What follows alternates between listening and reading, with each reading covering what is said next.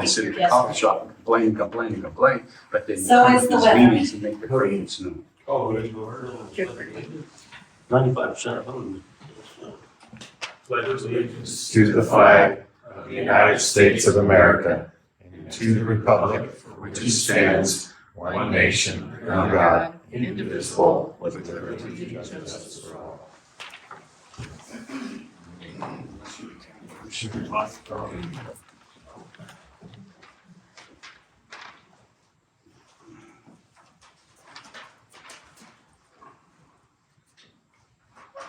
Okay. Mr. Chairman, I move that we adopt the agenda as printed. I second it. Motion is second. Any discussion? Hearing none, all in favor, signify by saying aye. Aye. Motion passes. So, the WBC site visit is actually something to happen. Oh. Those people from the Quantum Business Council actually were here this morning at 8 o'clock up at the old runway, and we gave them a little tour. We put that on the agenda just in case they had questions that they needed formal commissioner response from, and there weren't any. And anyway, that was pretty productive in that. You know, it's always a great sight when you actually get up there and you get out and come back. That was the best part, is just getting them there to see what a great piece of property that is. Yeah, how many houses can you put up there? Mr. Ryan, I neglected to put approval of minutes, but we do have minutes for you to approve. Yeah, I'm on it. Okay, Mr. Chairman, I move adoption of the January 17th minutes. it's on there, sorry. I second the motion. Okay, motion second. Excellent discussion. Hearing none, all those in favor signify by saying aye. Aye. So, anyway, they are,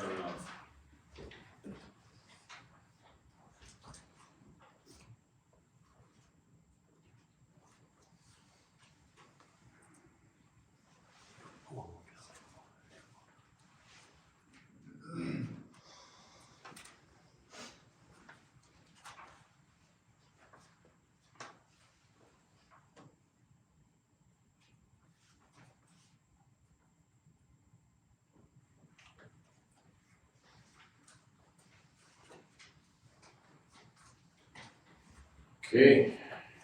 All right.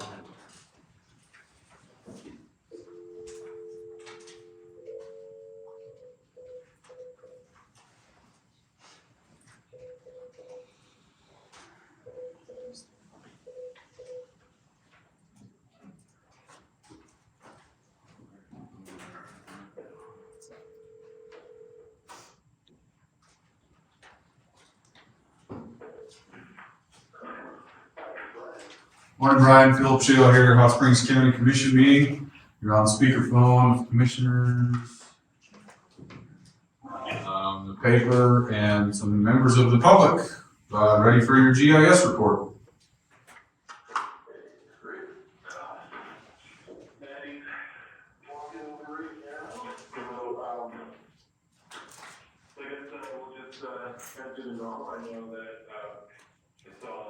Shane and Drew out here last week, getting some training, and I'll just go ahead and let Addie give the update.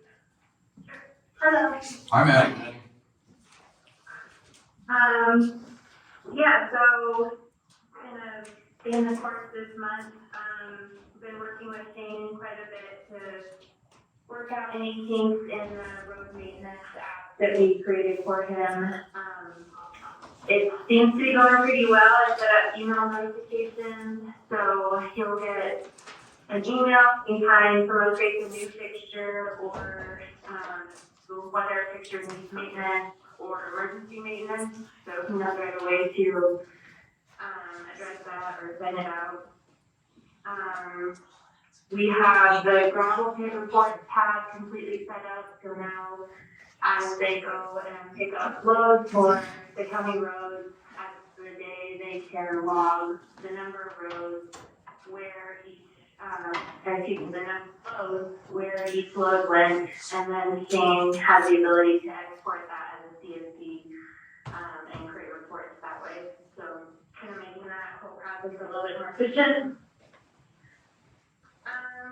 And as Brian said, we did some new training materials with the Road and Bridge Department, so I updated some PDFs for them, some sort of tutorials to work through, and then we did in-person training to make sure that everyone was kind of ready to go for the upcoming season. So they all know how to add new features, create maintenance records, alert Shane if there's maintenance, and then of course just log all of the work that they're doing out on the county road for the commissioners. Good. Next month, our sort of anticipated work is to be making sort of minimal efforts to the road maintenance applications. I think that's pretty good. Just, if anything comes up as they use it more in the field. And I continue with the planner septic permits and the land use change mapping. We have someone from the company that acquired us, or helping me out now, so she's been helping me. I just got her kind of ready to go to start inputting data on the septic permit. So hopefully kind of get that done within the next couple of weeks. And I think at this point we have about 80% of those permits mapped, so that's all looking pretty good. Getting back now into the 70s and 80s, so I imagine a lot of those have probably been replaced, but we at least have some record of them. And then the only other thing would be sort of in the next few months I'd like to do some more work on the open data hub.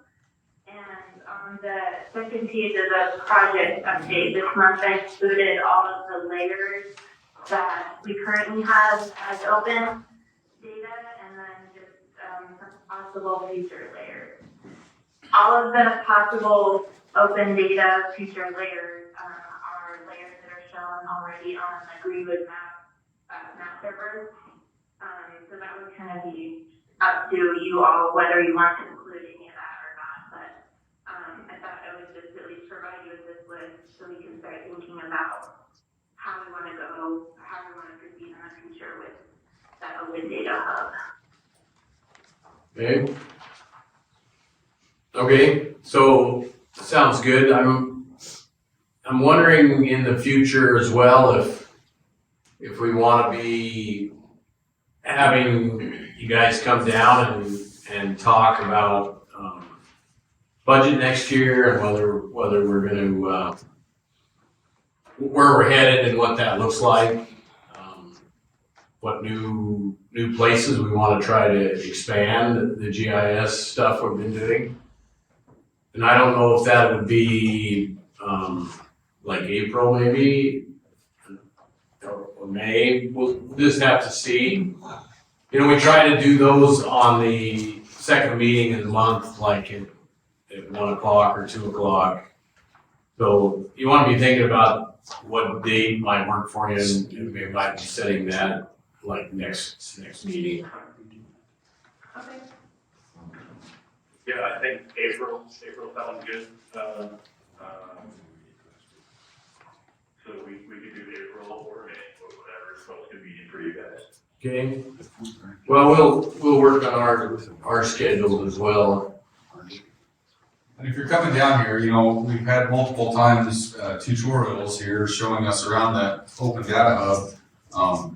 The more opportunities we get to look at that, with some guidance, makes it more understandable for us and then easier to decide which parts of that stuff is public and which parts of that stays within the county and the best way to manage that. So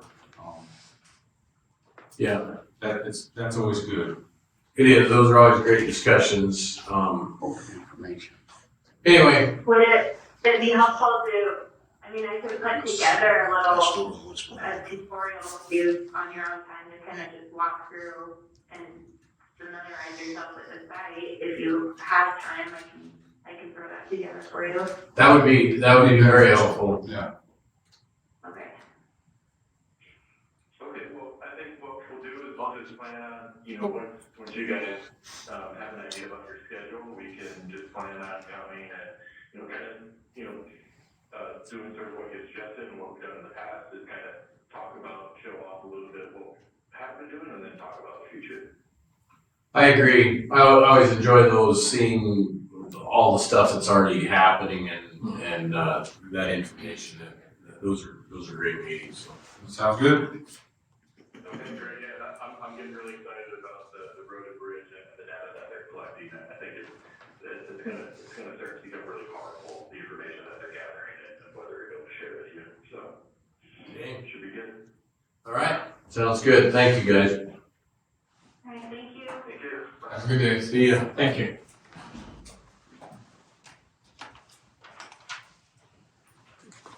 Okay, Nate?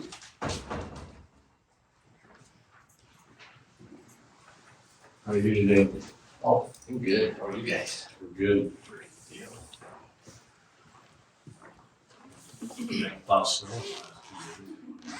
Wonderful. It's melting. Wait till tomorrow. The month of January was a pretty good month for the airport. The traffic and the fuel sales were pretty steady for this time of year. We had 126 total reported operations, 6 twin-engine turboprop aircraft, 3 single-engine turboprop, 1 twin-engine piston, 1 turbine helicopter, and 52 single-engine piston airplanes. Those 4 were air ambulances. We had 5 airplanes spend the night here and 3 requests for hangar space.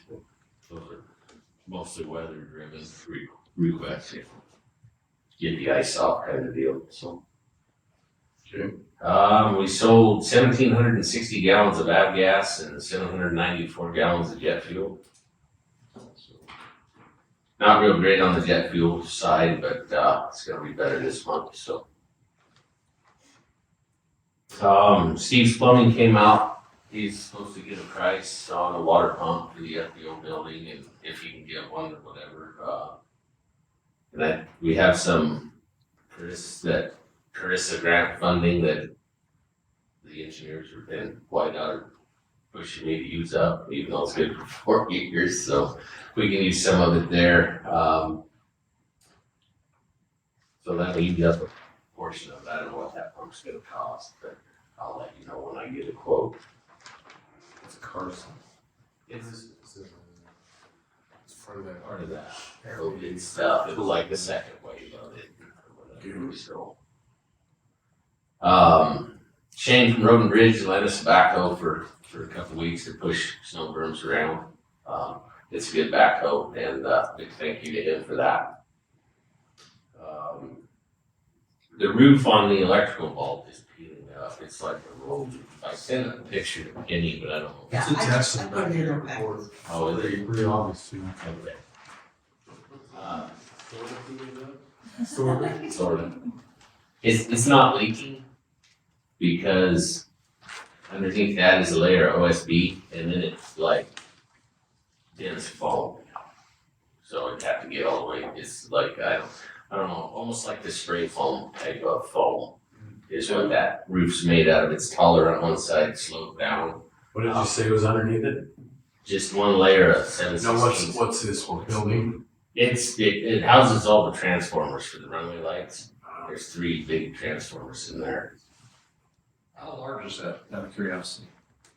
It's not very, it's like 6 foot wide and maybe 8 feet tall. It's not very big. It'll be pretty easy, pretty cheap to re-roof. I just don't know what to do to attach it. Like if you put steel roof on it, the skirting on the sides, you got that empty space where it's just foam. Then you'd have to figure out, but Steel probably the best way to go with it. I would sure think so. obviously, the overlap is in the wind direction, so it's just rolling it up.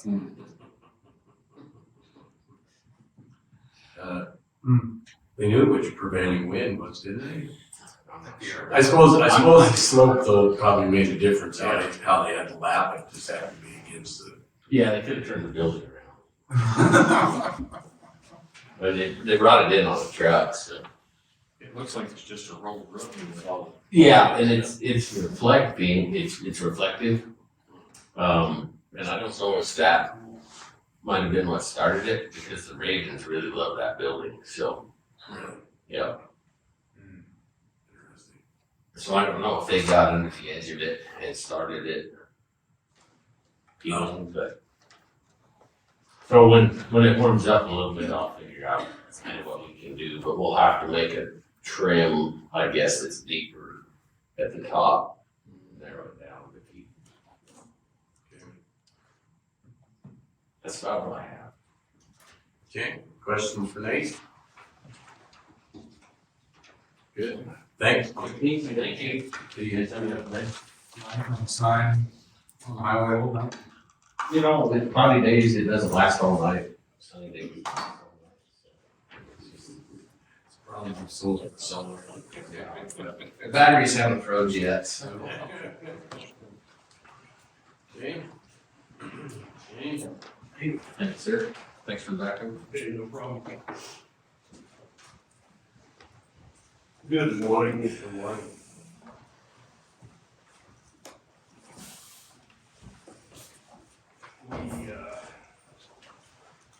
We let Dave use that backhoe. I did offer for us to go out there and do it for him, but he kind of knows where those lights are on the edge of the runway. Thought it'd probably be better for him not to knock them all down than us go through there and take care of it. I was gone last month, so kind of a brief update of what was going on in December. Obviously, snow removal has been massive this year. We've been really busy with that. We did get the new fire numbers, the new red numbers that we ordered in, and those were being installed last month. As of today, all the new ones that we got in the shipment are installed. Pretty bright. Yeah, they're nice. You know that the switching over the fire numbers to these red ones, it's gonna be about a 5-year thing. There's just so many of them in the county, and it's, unless we were to completely fund it for 1 year, it's just at the rate or the monies we have, it's just gonna take a little bit of time and kind of got it laid out. I went through with Sheriff Croshour, and we kind of picked out some bad points through the county that would benefit them and EMS the most. We got those taken care of, and so now we're just kind of going through an order and getting them all done. So it's just going to be a few-year process here to do all those.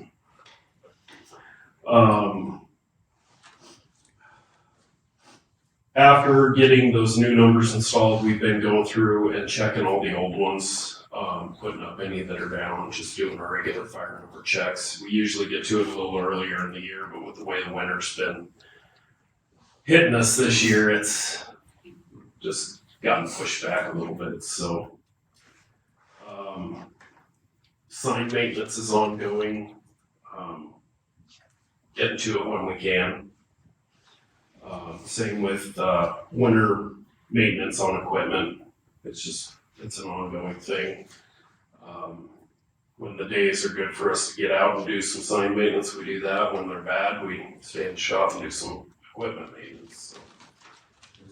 So, we hauled manure for the fairgrounds this past month, got that out of there and then cleaned out, so hopefully it'll be good for a little bit. We had a pretty large slag pile of old wood and stuff out at the Wagon Hound pit, and so we got that burned down. Pretty much nothing.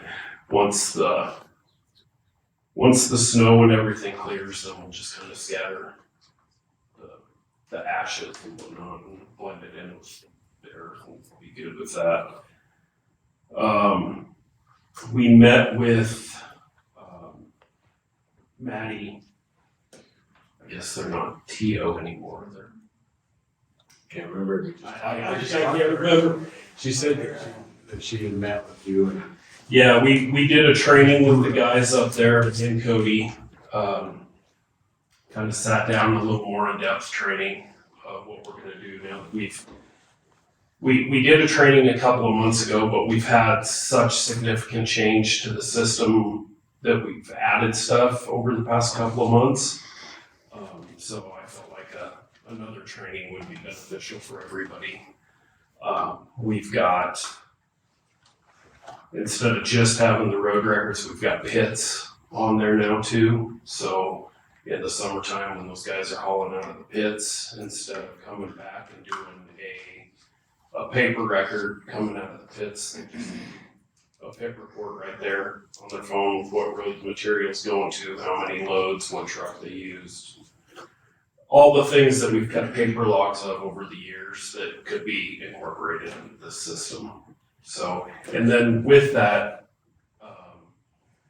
I can set it up to where it's stored in a monthly folder or a yearly folder or a weekly if I wanted to.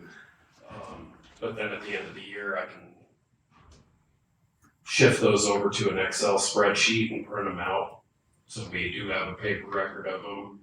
And then when I need to pull those up, they're there.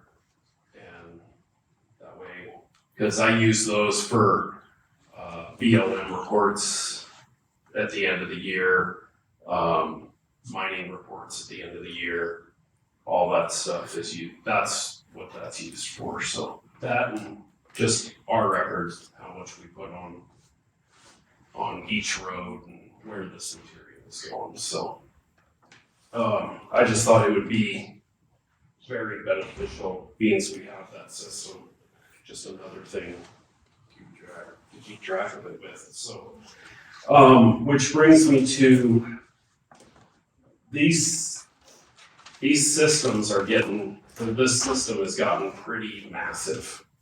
The amount of data it's using to run these programs. And do we want to continue to have these guys use their personal phones for that? Or do we want to issue them a pad? Probably a phone would be easier.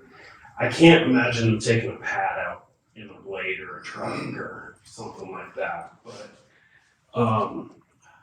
the other issue is, not that I foresee it, but if we were to have to terminate somebody, do we want them having that data on their phones?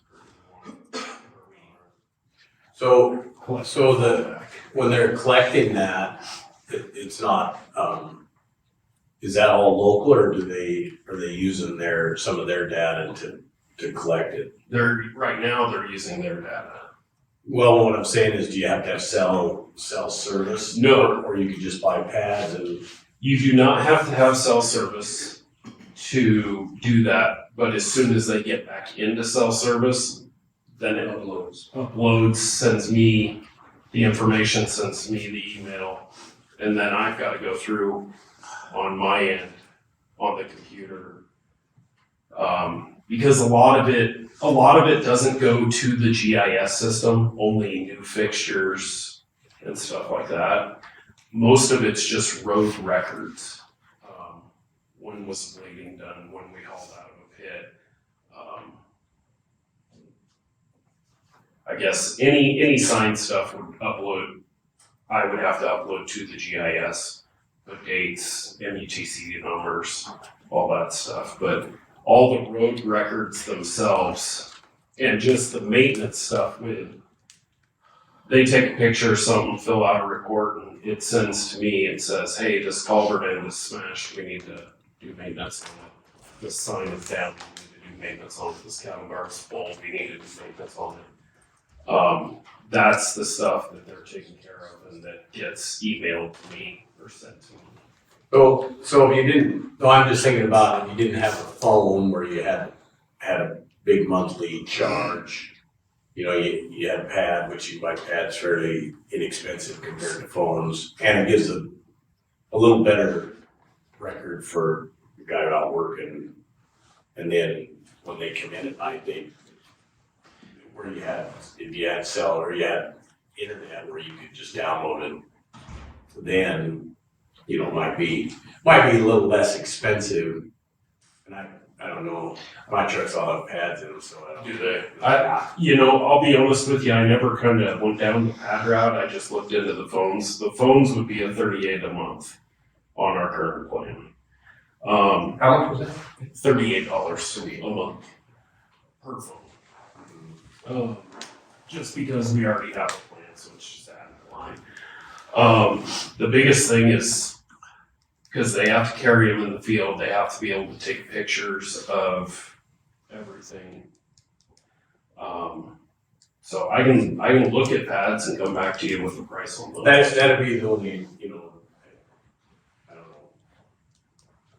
know. All my guys carry pads that are cell phone capable, so the pads are connected to cell phone service every time they're Really? And then when they don't have cell phone service, it holds it until it gets phone service and then it uploads. We take pictures and record all kinds of stuff with the pads. And then the nice thing about that is my guys don't like to carry two phones. They don't want the company phone and their personal phone. Can be a pain in the butt. I don't know. Some people I have to do it. Yeah. Some people have that privilege. So I would agree with Tom. I think a pad is a better deal because that's more work related. You're done, you leave the pad plugged in and it stays home, it stays at the shop, and then they just grab it every day and pack it with them. It's not, I don't think. Check in with them. Okay. But, you know, obviously you probably want to talk to Dean too, just a little bit. He might have an opportunity for some less expensive stuff and some stuff that he knows will integrate better with our system. Is it possible to put an app on the phone? To kind of do that and it's automatically transfer, download that information to your hard drive system? That's what we're doing now. Is there's an app on their personal phone, but the size of the app is getting pretty extreme. Yeah, I was thinking more something just the mechanism would transfer that data off their phone automatically as soon as they came to cell service, so it didn't take up their memory of the phone.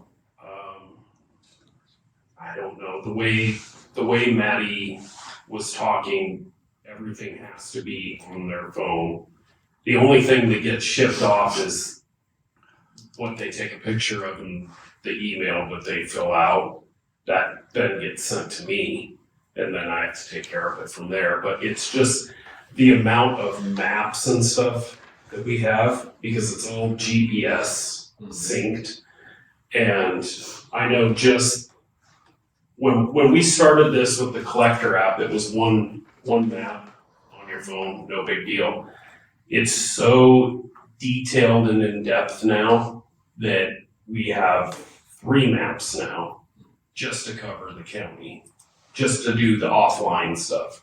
That's not even the maps that are capable for online stuff. So I think it'd be better if it was on our device. It's whatever, whether it's a cell phone or whether it's a pad. I just think it, you know, it's our information and it stays on our pad or whatever. I mean, if you know, they lose their phone or they have some issue, or it'd just be better if it was our device, I think. I'll contact Dean and talk to him about some options of what he thinks would be the best way to go with this, and I'll report back to you guys. The other thing with the pad, you know, the ones we use in ours, they're a little easier to work than your phone. You know, gives you a little better picture and a little more size. Yeah. I'll be honest with you, I never even thought about that. So I don't have one at home. So I'm still on the big old laptop. So they, you know, in ours, in the truck, there's a device that you mount and sets in there. It's really easy and yeah, right there. You know, we can charge it and all those things. You can swing out. So it could be launched. So other than that, that's about it. I did want to give you guys kind of an update of what's going on with my wife. I might have to be kind of in and out here for a little while. They're referring her to Salt Lake. And it's sounding more and more likely they've already pre-approved her for heart transplant. So, we got that call last week. As soon as Salt Lake got all the information from Casper, they went ahead and contacted insurance to get the pre-approval process started. That way, if that's what it comes to, they're not waiting around. So, we're still waiting at this point to find out when we're going to Salt Lake. We're supposed to hear yesterday, but you know what the doctor's offices are like. It'll probably be Thursday, so. But I will keep you guys updated as I know things. Should be here, but probably have to miss a little bit of time just running her down there and stuff till we get this figured out, so. Okay. All right. Thank you, Shane. That's all I have. All right. If you have anything for me? All right. The Blackman Road project updates is in my file. Yeah, they put that in there. I didn't have anything on it. It was just kind of a update. But right now, they're really, from everything I know, nobody's really doing anything on the ground. There's just so much snow, you really can't. Although it is starting to shrink. So we'll see what happens on the ice we get out of this. Lovely. Thanks, Shane. Thank you. I was asked to express to you appreciation at the courthouse, visiting some of the folks over there, and they wanted me to make sure to tell you thank you for making sure they weren't just looking at quality. Oh, yeah, no problem. Just trying to get in there during the daytime is difficult with a plow truck with all the cars, so if it gets like that, we'll try to sneak down before everybody gets here in the morning, do some sanding and stuff. Thank you. All right. Thank you, guys.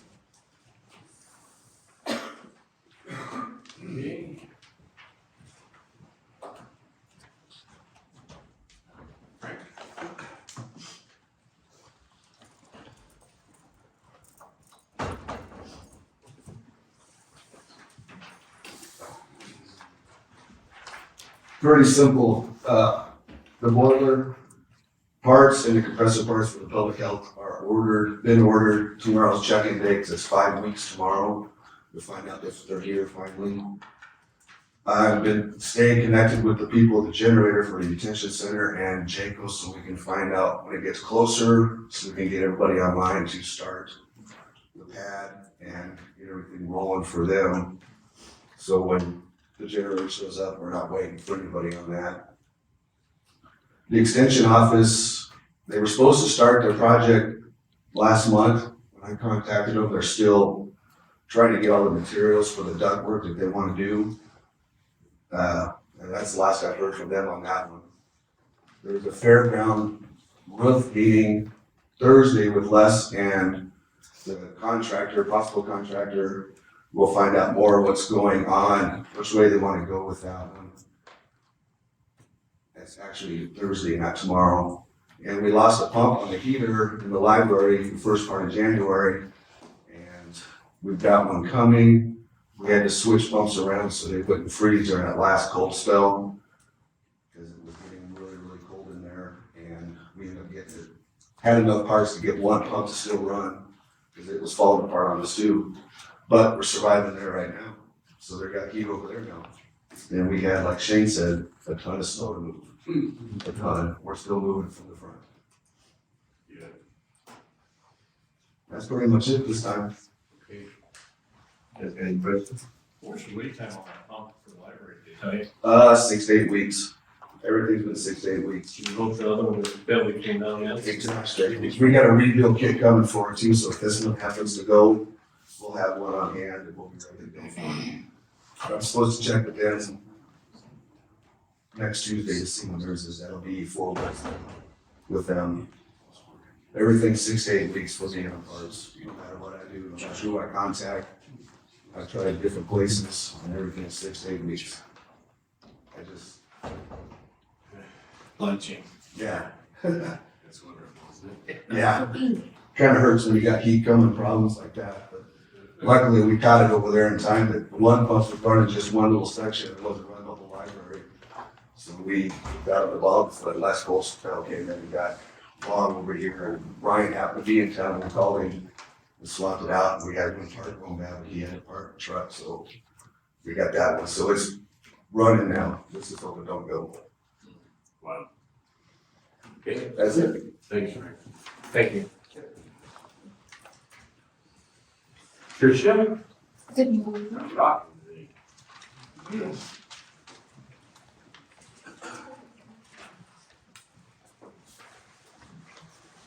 So I have a few updates, I wanted to touch base with what, prevention and our preparedness, staff is doing. So prevention update, so in January, our focus, they started breaking down the meetings so they could delve deeper into their topics. So January was suicide prevention, so they talked about, what their strategies are, and there's really a lot of ways to get involved. I can list them if you want to, or I can get copies and email them to you, but the QPR training, so that question, persuade, response, trainings, the sources of strength in the schools, and then they also have a social emotional program in high school, and then one in the elementary school as well.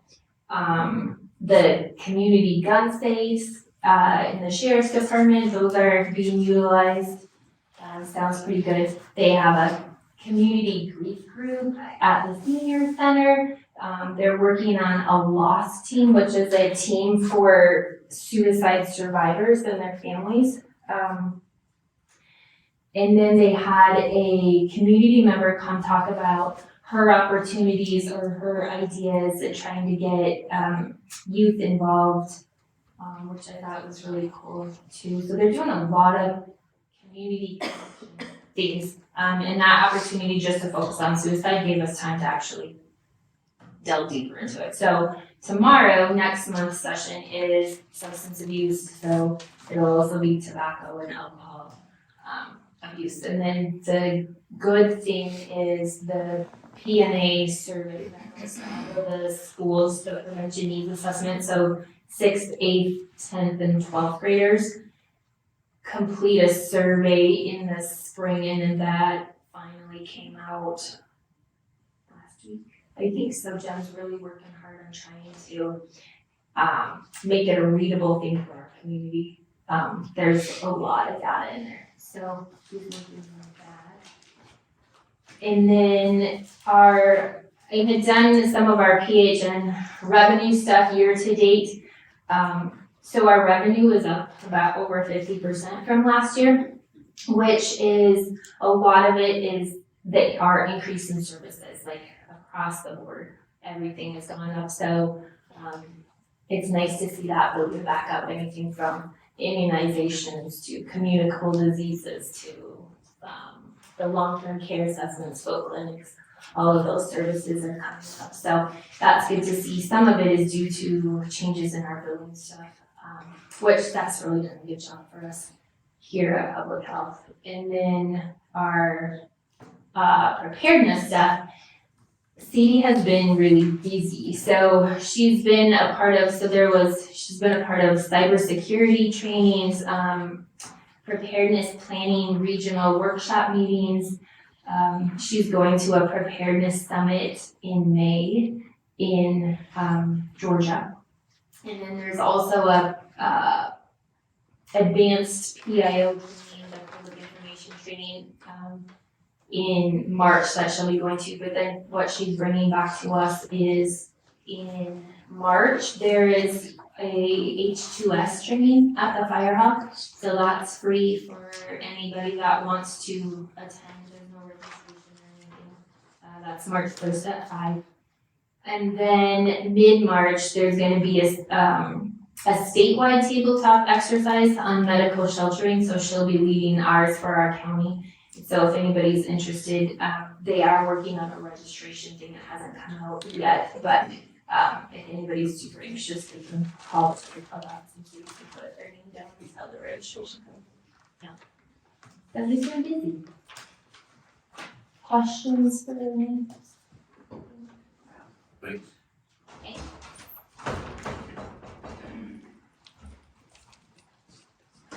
Well, we're gonna schedule, let's move down to other business.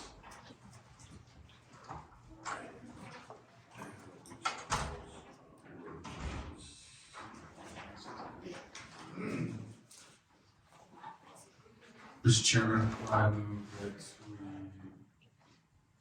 appoint Heather Love to the Hot Springs County Weed Pest Control District Board. Second motion.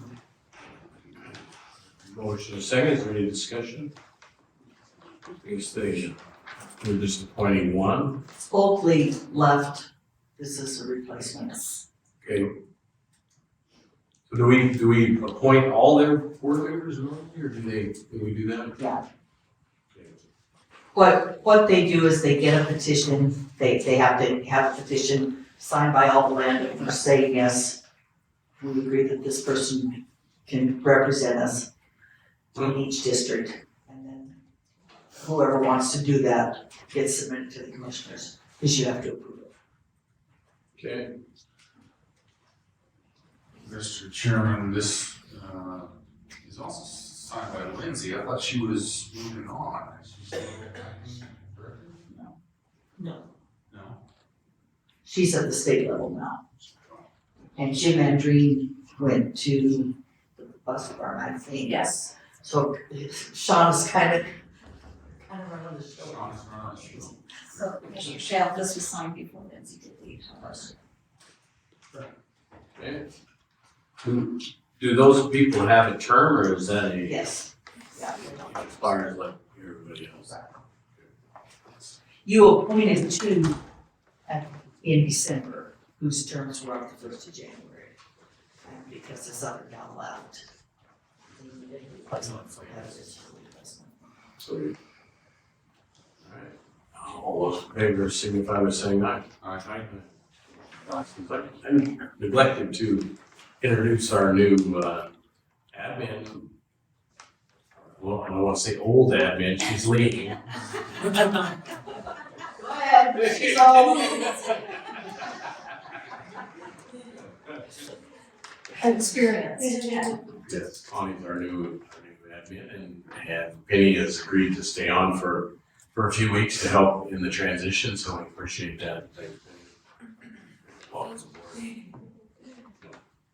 And I will say, she's been here for a week. She's doing fabulously. She will be an excellent replacement.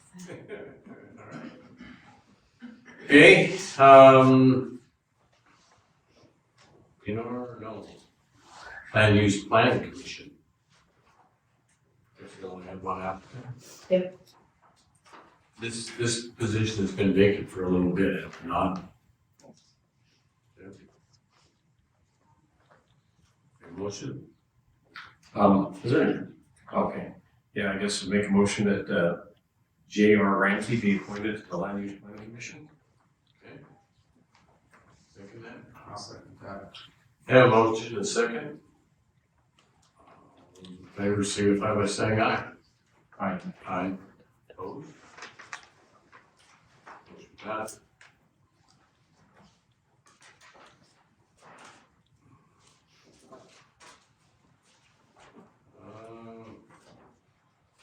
Ratify my signature on the 2023 NAVAID maintenance grant. The way those come in, when they send those on a system called Black Cat, and you have to go on, I go online and sign those. Usually on request for reimbursement, we usually have already acted on that. And then they send the Black Cat, but on this one where they pay 100% of this NAVI deal, they send it to me and then we come back and ratify that. Mr. Chairman, I move we ratify your signature on the Whiteout Aeronautics NAVAID notice 80% match from the FAA is $4,754, and 20% match from Y. Aeronautics is $1,189. Second that motion. Okay, is that the way it breaks out, or is that sponsor, is that photographer? We're the sponsor. We're the sponsor, so we pay $11.89. Okay, and Y. Aeronautics. 47.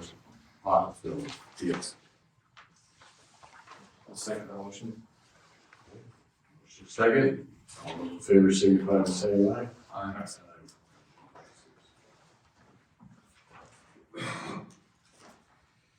Item 3, so the Greater Sage Grouse Management Plan Revision. And the WCCA Memorandum of Understanding. Basically, the way they understand this is that this allows the WCCA to act as our representative, as a cooperating partner. It doesn't preclude us from sending our people, but it allows on a statewide basis to have a more unified response to that, and that's what Mike does. His deal is funded through the Natural Resource Council. Governor funds that. That's the resources. So that's where that money comes from, and anyway. So, Mr. Chairman, I move your signature on the WCCA MOU and also the letter from Hot Springs County to Director Archuleta at BLM, expressing our interest to act as a cooperating partner. Second the motion. Okay, motion is second. Is there any discussion? We are one of, I think, 16 counties or so that are participating through the WCCA. I think it's a great opportunity to have Micah represent us. I don't disagree. It allows that at a state level to cooperate on, so you're not just individual BLM location. You have the entire state. So anyway, all those in favor signify by saying aye. Aye. Aye. Is that an MOU? This is the one to Director Archuleta. Is there another one for the? Should be behind it. They use Bighorn County Board County Commissioners. Well, There there, was multiple signature pages that almost accidentally got. Just cross out the top. I didn't think you needed all 16 individual signature pages, but I put them all in. It's interesting that the 16 are the only counties that have public lands. That's the reason that all 23 aren't. Right.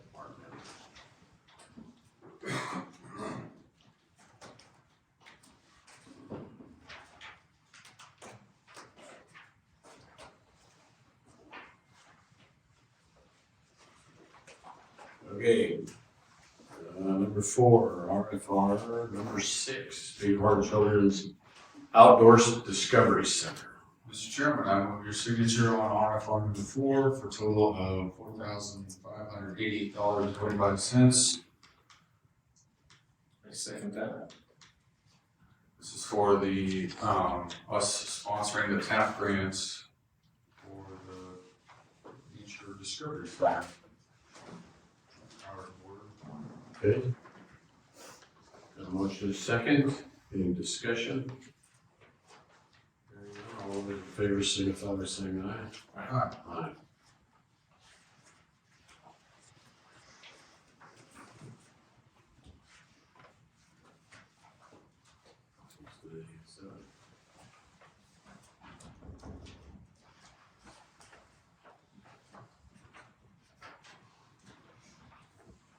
Item 5, RFR. Number 7, Black Mountain Road Reconstruction Project.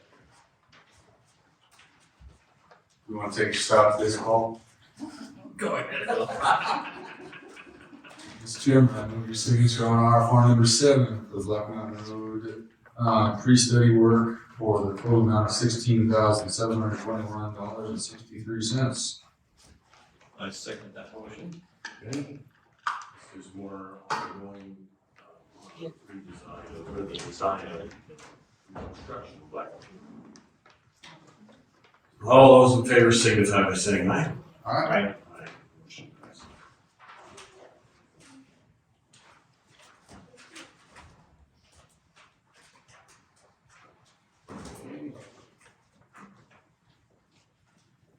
WBC meeting attendance February 22nd. So with our discussion this morning with the Wyoming Business Council, staff that was there, you know, as we started down this path and we had a discussion with them about our application, which was to be heard by them in February.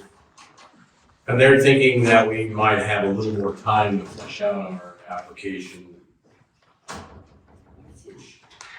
which is to kind of take some legs of its own as this thing has evolved and wait where we would be on the September meeting.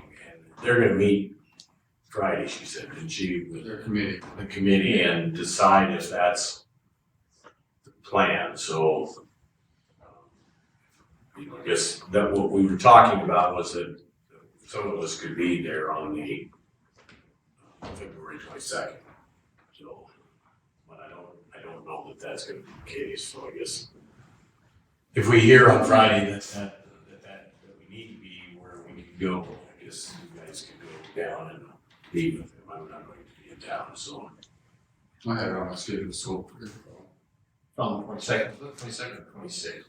22nd, yeah, Wednesday the 22nd. So I was appreciative that she came and threw that out there. You know, she really was concerned that the timing would be a huge issue. And I said, well, it's been here 7 years. I don't guess it's going anywhere in 6 months. And I appreciate the opportunity to, On the application, and good opportunity. which was kind of her point. She said, I think this is a really good project. It was nice that we had all the holes filled up, so And I agree with her recommendation. I do too, so anyway. That's what that is on that. We'll see if they can get back to us after Friday's meeting if there's something else. Bill, come on up. We're gonna have to start bringing Bill This is all cut. Thanks. So joke as you will. I'll have the Bill go again. I have.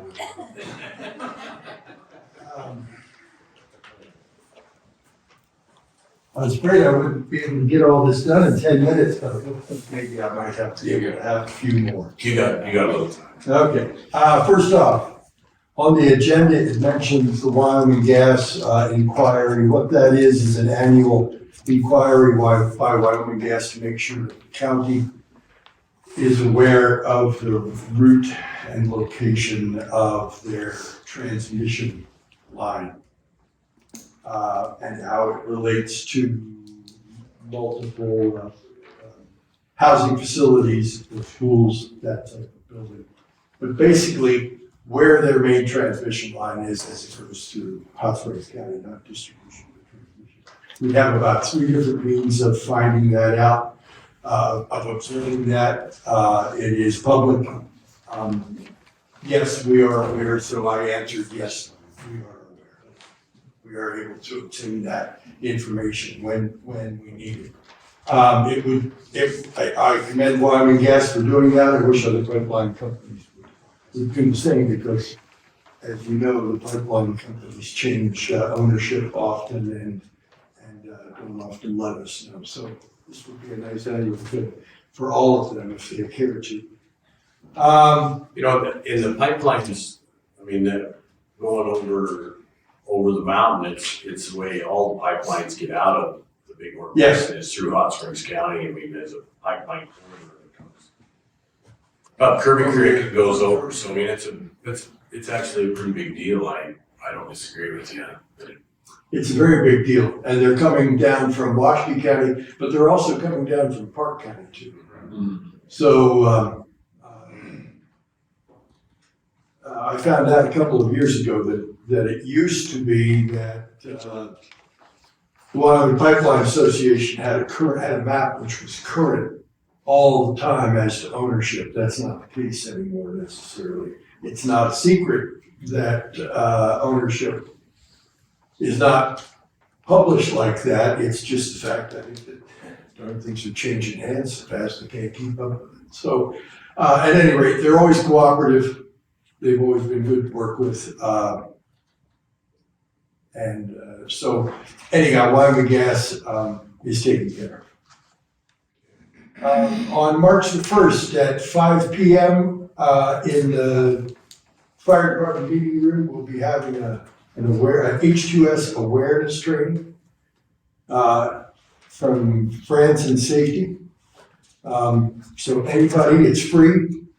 It's being paid for by the Healthcare Coalition. So it's free if you want anybody that wants to attend. Probably an hour to 2 hours and a half, something like that, as far as I know. There'll be more announcements being made on that.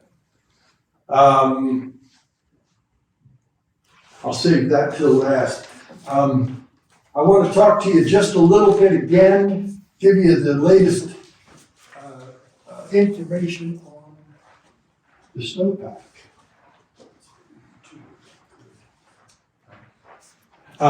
If you would, don't get too ahead of me on these pages, and we'll run through them. On page 1, the SNOTELs, for those who may not know, SNOTEL stands for Snowpack Telemetry. These are devices all over the state. I believe there's over 700 of them in the United States, but they're all over the state, sending hourly the snowpack information from the mountains. They send temperature and relative humidity and some other things, but basically the thing that I'm interested in that comes out of them is snow water equivalent.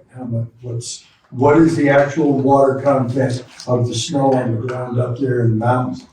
And so on the first page there, the ones I have circled are the 4 that I primarily watch for snow runoff into Boise.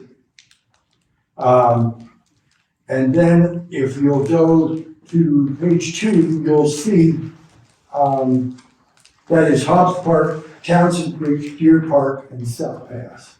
They all run downhill towards Lander, cross 2 rivers, and wind up feeding Boise. If you go back to page 1, we can note here that those 4 probably right now, with the exception of those snowtels down in the very south part of the state, that down by the Colorado state line, those snowtels have some huge snow on them. But 3 of them run off into Colorado, and 1 of them runs down through Centennial, but they in Saratoga, but they certainly don't have anything to do with us. So these 4 up here that run into Boise are about the most active snowtels north of that Colorado state line. And they're unique this year in that they're the only ones that might cause a ruckus thus far. Buffalo Bills right now is going to be fine. The reservoirs all down by Casper and all through there are normal. I mean, what's going to come at them is normal. But let's go to page 3, and you see the first of these. I have a quick question for you. Did you say those snowfalls actually measure the moisture content of the snow? So then it's not just the snow pack, it's just inches of snow, but they have a moisture contained in the snow. They have what they call a pillow It's a big, square, soft device that's filled with antifreeze. And depending on the weight of the snow, what they do is then they have an ultrasound sensor up above looking down that tells what the depth of the snow is that's on the pillow. And the pillow measures the weight of the snow that's sitting on the pillow, and they're able to determine what the water content is in inches. And they send that data out constantly, all day long, 24 hours a day. If we go to the first one there, that's Hobbs Park. Now, these are the four that hit Boise. That's Hobbs Park. Let me start first by saying that I am not declaring that we are going to have huge runoff, but it is, if trends continue, we could have huge runoff. So you'll note that Hobbs Park right now, the black line is the actual reading as of yesterday. The green line you see going up through is the median from the time from 1990 or 91 to 2020. That's the median.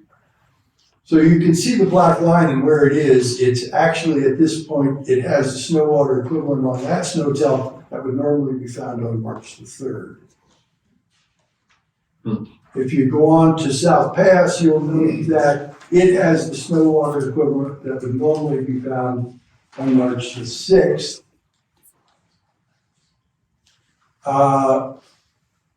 The next one is Townsend Creek. It has the snow water equivalent that would be found on March the 17th. And finally, Deer Park is already has a snow water equivalent that would be found on April the 6th. So there's a lot of snow water equivalent up there on those snow tells already. And we began last week, we started into our mountain snow season. So whatever falls now, between now and the 1st of April, is going to be on top of what's already there. And what's already there is a pretty significant amount of snow and water. So if you consider that that Deer Park, for example, the snow is 51 inches deep and the snow water equivalent is about 15 inches. So on every square foot of mountain up there in that particular drainage that snow tell is serving, there's 15 inches of water that's going to melt out. 15 inches on every square foot. So there's a lot of water. If we have even an average spring snow season on those drainages, you can see there are a lot of snow and a lot of water. And why do I bring that up here? We aren't Hudson and we aren't Riverton and we aren't Lander, but the fact of the matter is we could wind up having one of those years in which we're seeing 9,000 or 10,000 CFS of water coming down the river. And this will affect those people who earn their living on the river, either guiding or fishing. The guides will love it, but and also for agriculture and also for diversion dams and irrigation purposes. And so I'm starting to talk about it now so that I can get the word out there and just allow people to start thinking about it. Start thinking about when it is that they're going to put their pump down in the river. Maybe they want to wait a minute and just see how it's going to go, so they don't have to run down there one day when they hear it's coming and yank it back out. This is only awareness for the public here in this county that we could have a high runoff spring in our river. And typically that's over, the things start coming back to normal sometime in early August. But it could potentially happen, and I'm just trying to give everybody every opportunity to be aware. It doesn't pose a danger to the citizens standing on hard ground, but it will present a certain amount of danger to those who innocently try to float it when it's high. You know how it is, but It's been about 5 or 6 years since we've had a high spring runoff. And there's people who have moved here. Well, I also, Bill, I don't want to minimize, but the amount of flow traffic that has come on the river in the last 2 years is, I mean, you go to the park on any given weekend and there would be 300 or 400 people down there that just got off the river. It's insane, and you have 10,000 feet of people in an inner tube. It's frightening. So you get that kind of flow rate, you get those kind of people, you got serious threat and risk of life. Yeah. Like 10,000, coming down the river, that's. That's the reason that I came up with that signage that I did for the launch areas was primarily for those people who don't know. Who come here from other places and say, look at that beautiful river, and they don't realize that it'll kill you right now if you don't know what you're doing. Yeah, you can't even fit under the bridge. Yeah. There's also, at 8,000, actually, there's that sign that goes up on the 8th Street Bridge that says, get out of the river here because there's a bridge coming up that you won't be able to get under. So, it could, this information here bodes that it could be one of those. Well, it might be something we need to think about. I know last year when we were getting ready for our congressional deal, and I floated the river a bunch just so I was familiar when they all showed up. But there was people that spend the weekend come up here for Laramie and come, and they come early. We want to be sure they understand that that's out there, and I don't know how you communicate that over an area where all those people are coming from. But I think it's probably more of a concern just given the number of floaters and people utilizing the river. We have the river and stream awareness level in the newspaper every week, which is there right now because it's green, and it's green every week, and people get used to seeing green with the intent that when it changes to yellow, they're going to see it and they're going to say why. And the newspaper has been very good about putting an article in whenever that changes, explaining to the public why did that just happen. Yeah. So it's I'll admit to it being kind of the love of my life is dealing with this snowpack and river and trying to make it as safe as possible. That from my capability, the signage, the stream and river awareness program. Do you think as the Bureau of Rec watches those snow times, they do just exactly what you're doing? Do you think we'll see the river come up a little bit as they try to get the lake? Lake seems awfully full to me, so. The lake is 8 feet down from being full, which is not very much in terms of a large runoff. I think at some point what you're going to see is as soon as the ice breaks up on the lake, they're going to start letting water out. At some point, they're going to let water out. If this trend continues and those snow tells continue to pile up, they'll make room. And they're magicians. I've seen that every year for 20 years. I agree. They're sorcerers. Where you'll see early water that you normally don't see I think so. If they're trying to get. If this trend continues, I think so. Their goal is to respond to the inflows and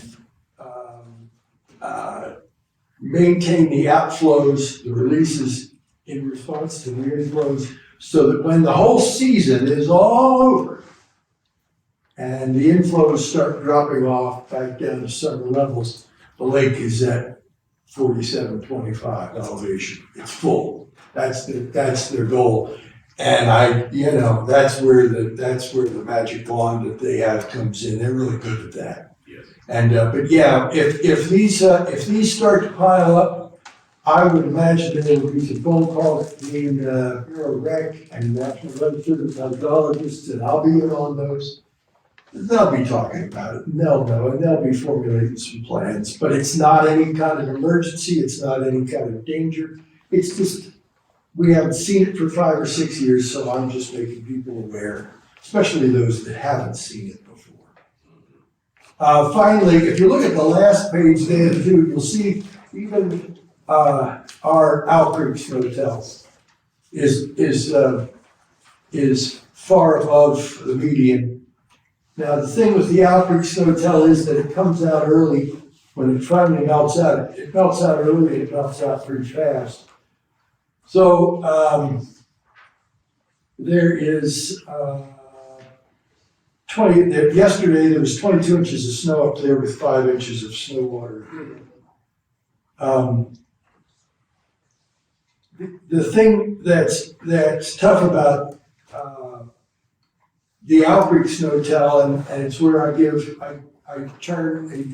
defer to Anthony Martinez on what's back in there. You know, talking about back in the high country past, the Owl Creek Snowtel is at about 9,000 feet. So there's a lot of high country back in there on the Owl Creek drainage that's higher than that. And there's no snow tells telling us how much is in there. Anthony knows how much is in there. But I can't say, I can only say that, that Owl Creek looks good. We'll keep an eye on it. They have to put a lot of water into anchor first and then release whatever's left over. And it'll come on down and we'll pay attention to it and see how it might affect those who live along the creek. It also, though, bodes really well for the irrigation on the Owl Creek Irrigation District. So far, so good on that. Bill, I've got a quick question for you. Do we have any kind of inventory of sandbags and anything like that that are readily available if Yep. does occur?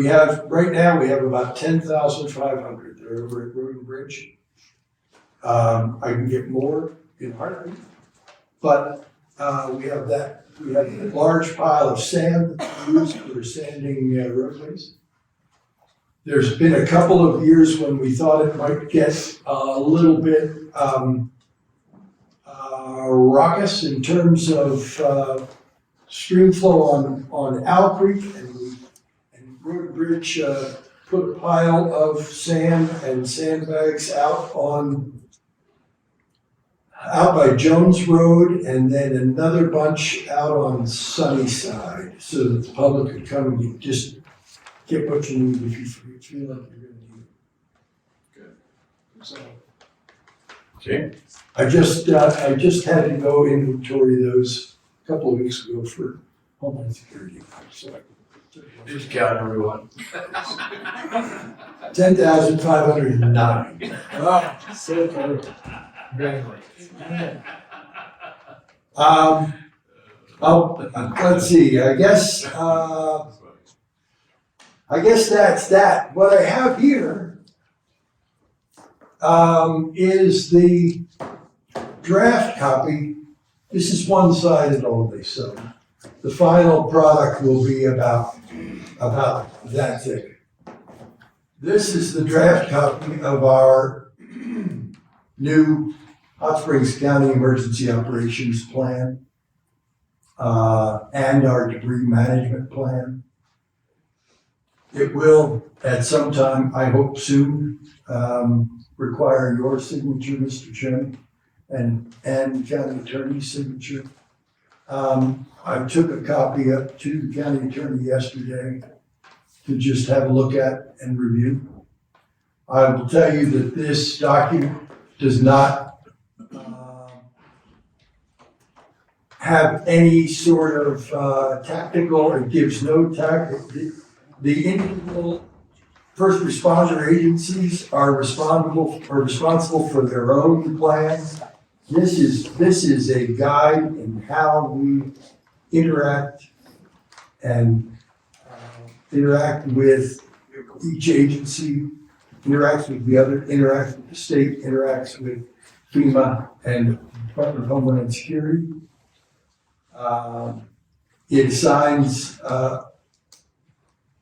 who the primary responsible agency is for certain scenarios and who the support agencies are. So I am going to leave this copy with you and the other two commissioners to just have a look at. You can get through it pretty quickly. You don't have to read every word. See what you think, and if I will make it at our next meeting, I'm hoping at your March meeting, I could get it back with anything. Just feel free to mark it up any way you want with anything you see, any typos, any verbiage, any ideas or thoughts you don't like. I will then make all the changes, get it back to Richard, and we'll get it signed.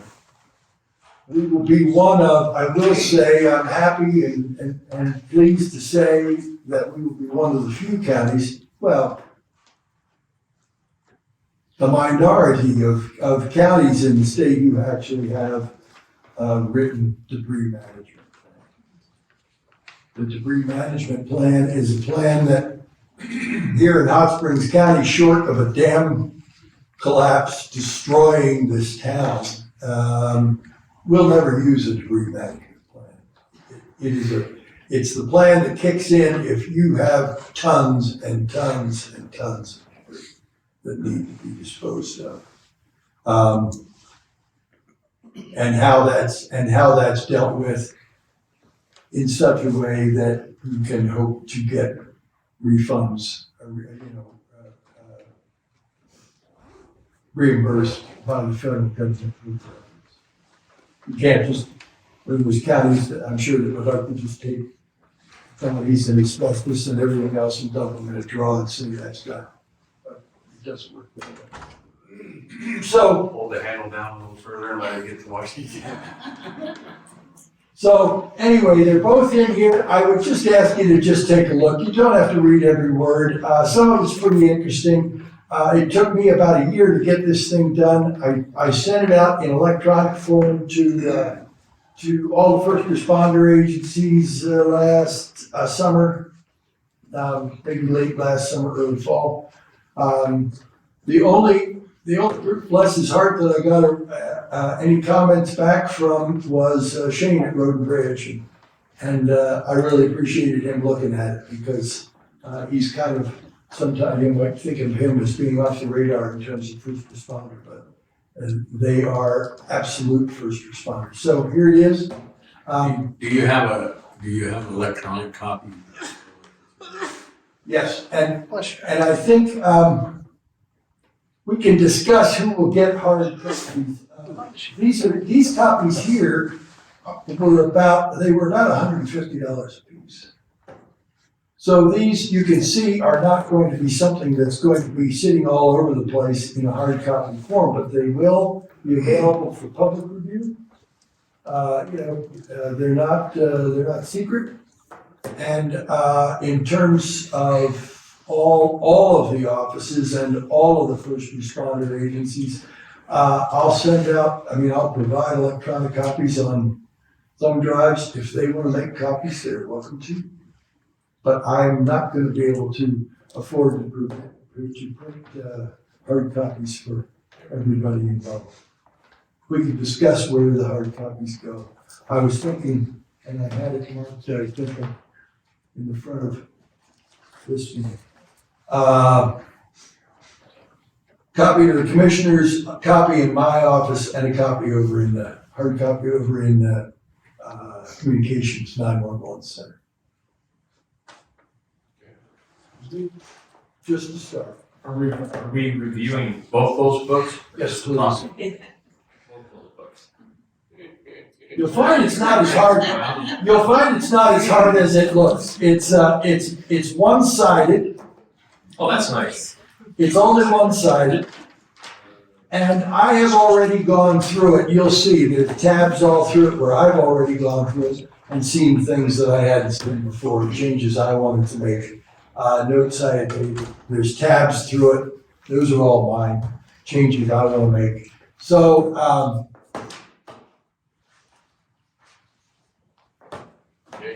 We'll review it. We there's got no a lot other, there's no other way to get through this. Okay, Paul gets it first. Well, you send this electronically too, we can review it. If you would. Sure, I can do that. You know, you send it to the three. It's not, in the electronic version, it's going to be exactly what you see in here. But some of it is not, quite as, organized. I mean, it's not organized exactly as it is here. I took one of the, thank you. I'm going to take this and put it back there so I'll have it. Okay, I was gonna take care of it. Thanks. I moved one of the appendixes already. I moved it over because I didn't like where it was. But everything that is in there will be in the electronic copy, and I'll send you those two. That's all I got. Thank you. I'll keep you posted next month on the snow too. Okay. Thank you. Thank you. Bill, have you read the book 1 second ago? No, but I have another book like that I did read. It's equally, My wife just read it, she freaks out at night. She's gonna call you. she sent me an email. Oh! No, I told her, I said, we got a guy for this. At 4:30 yesterday, I got an email. And I replied right away.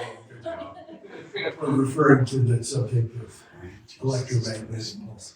Yeah. So, anyway, thank you all. Yep. See you later. Well, yes, sir. You're up. Good morning, commissioners. Morning. Morning. Good morning, Connie. Good morning. Good to meet you. Connie and I have not met yet. You're looking particularly confident today. This would be great, Mr. Chairman, because January, February, things are a little quieter, which is good. We do have a planning commission meeting tomorrow. We have one public hearing item on that agenda, and do I have a new planning commission member yet? You do. Thank you, good, because I gave him a packet and he's on board for tomorrow night. He's been by several times and he's up to speed, this is good. Thank you. The NRPC meets next week, and what I did is I reversed the meetings. I won't go into why, but this month, the Planning Commission meets on the second Wednesday and the NRPC on the third. You don't need to know that, so I apologize for bringing it up, but in case anyone thinks I'm out of sequence, we are. They're gonna meet next week. I gotta tell you that NRPC, we had a really good discussion last month. They're on board with some of the issues. We're focusing, or trying not to focus on disappointments of the past year or two, but focus on what's coming up with the federal administration we're dealing with right now. There are issues on board that these guys need to be focused about, and I get it. And I'm really excited that this is reinvigorating the committee, which is my one concern. And then it's also, it's a good thing that we're getting them on board. So more on that later, but I'm hopeful for a good turnout next week, and I'll have more to report to you. Real quick. Yes. On NRPC, I cruised through the minutes of the last meeting. I really appreciate how the NRPC still has within their scope what is happening in Hot Springs State Park in regards to the master plan. Yes. I think that that needs to be beat a lot harder. And if there are things politically that need to happen, because I think that's where we're at, we should have been beating that drum harder before this legislative session started. I didn't do as good as I should have. So please, and Noted. we got to get something done. Noted. And that was part of our discussion at the last meeting as well. Following as a close second on their disillusionment about federal agencies comes the state. And it's a shame that in a state this size, and low population, there seems to be a genuine disappointment with how certain state agencies function. And these guys are watching this. And the good people here, it's between here and Cheyenne, things get a little cloudy, and some of the NRPC members are particularly focused on that park. They grew up with that park, and they're on it, and this is really a good thing. The local park folks have been extremely cooperative. Another good thing about the NRPC is John Winter has been exceptional about joining the committee for discussions when he can. And I appreciate that. They have a concern they expressed to him. It goes all the way to Cheyenne. I do appreciate that. So noted. Thank you for the comment. Bill just left, so I can talk about the emergency planning committee. They meet tomorrow, don't they? I somehow got twisted into preparing minutes for that, which is fine. I don't mind doing that. And I am impressed with how those people are pursuing their little, Commissioner Gallivan's been there, and that's good. I hope you're able to stick with it. Your personal time is about to get weird, I'm sure, but it's a good little group. What they're focusing on is dead on. So the attitude to me, this never happened. However, we need to plan for this, and I'm glad I'm able to be involved with that as well. That's tomorrow. It's 1:30 in the afternoon, and it's open to the public. If there's any public that is inclined to be there. Concerning septics, on January 4th, I sent our little annual report on septic activity to Wyoming DEQ. You got copies, and if you have any questions, let me know. It's a little weird because last year a lot of septic permits went out, and then nothing happened. So I had to go back and drive by and make sure that nothing happened in the ground. And there are two that apparently did, and so I'm working with those folks. The bigger problem is lack of supplies. I'm sure slowdown in construction due to interest rates, any number of reasons that people plan to do residential construction and then had to back off. So I have approved permits. They don't expire. We'll just continue to work with those folks come spring and see what happens. It might be a busy year. I am meeting on Thursday with my contact, James Bruff from DEQ in Lander, and he's coming through town, and so we're going to visit and discuss our septic program. So wish me luck. Some approaching projects for 2023. The Black Mountain Road project, BLM is on hook with me to pursue some permitting once the engineers have developed some mapping.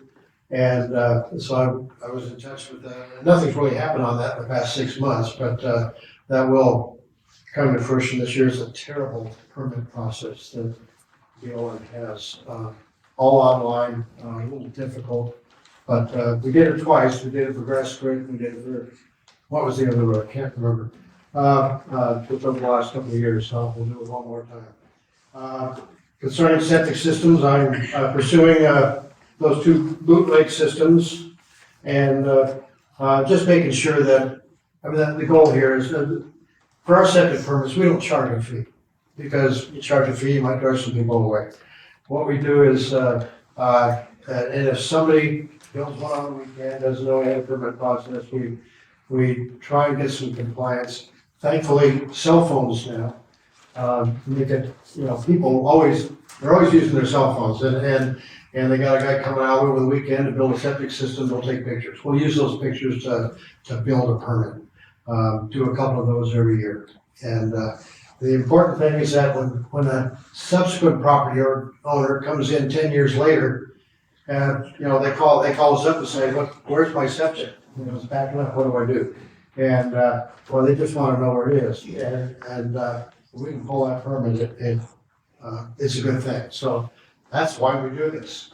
And we'll get these folks squared away. I'm working with the installers too to make sure that their bidding process doesn't complicate the permit process. And I understand how this works. Somebody needs a septic system, they'll talk to 2 or 3 installers and try to, what's it gonna cost me? Well, they don't know, because there's been no soil tests, there's been no perk tests, we don't know how big it's gonna be. And the smart installers say, you need to go talk to Bo, go get the permit, fill it out, and heck, he'll help you fill it out, and then you know how much of a system you need, and I'll pitch you on it. So just making sure that everybody is on board with that. Part of the difficulty is depending on the local economy, a lot of people who are in the septic business, the old patch calls them, and they're out of the septic business and they're working, and they're busy. And then things slow down and they're back in the septic business again. So if somebody asks me, well, how many septic installers do you have in the county? I have no idea. Right now, you know, could be 6, could be 12. And, but all those who have worked with septics in the past, whenever I send out some kind of directive or instruction or what have you, or I give them an update on what's going on, a change in the regulations or whatever, everybody whose name is on a septic permit within the past 5, 6, 7 years, they get one in the mail. So we just keep in touch. And it's about time for one of those to go out as well. Finally, with the Red Rim Ranch, once spring gets here, we haven't even had winter yet, but once spring gets here, it's, and they get back to road construction, Shane and I will monitor that, keep an eye on it. We'll work with adjoining property owners who might have some concerns, and there's been some ongoing dialogue, and just make sure everything happens smoothly. We do have a performance bond. That performance bond is not with my office, it's with you, and it's with the county. So releasing that bond will take place. We'll have a discussion as that moment draws near. What always happens is when that moment draws near, they're in a hurry to get the money back. But we'll have to take a look at it and make sure that the restrictions of the bond have been met and those roads are ready to go. That's all I have for you, Mr. Chairman, unless you have questions for me. Questions? Thank you. Good. Thanks. Okay, folks, have a great day.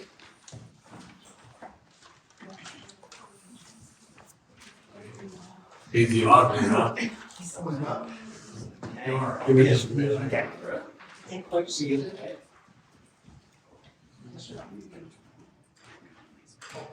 Right here, 6 o'clock.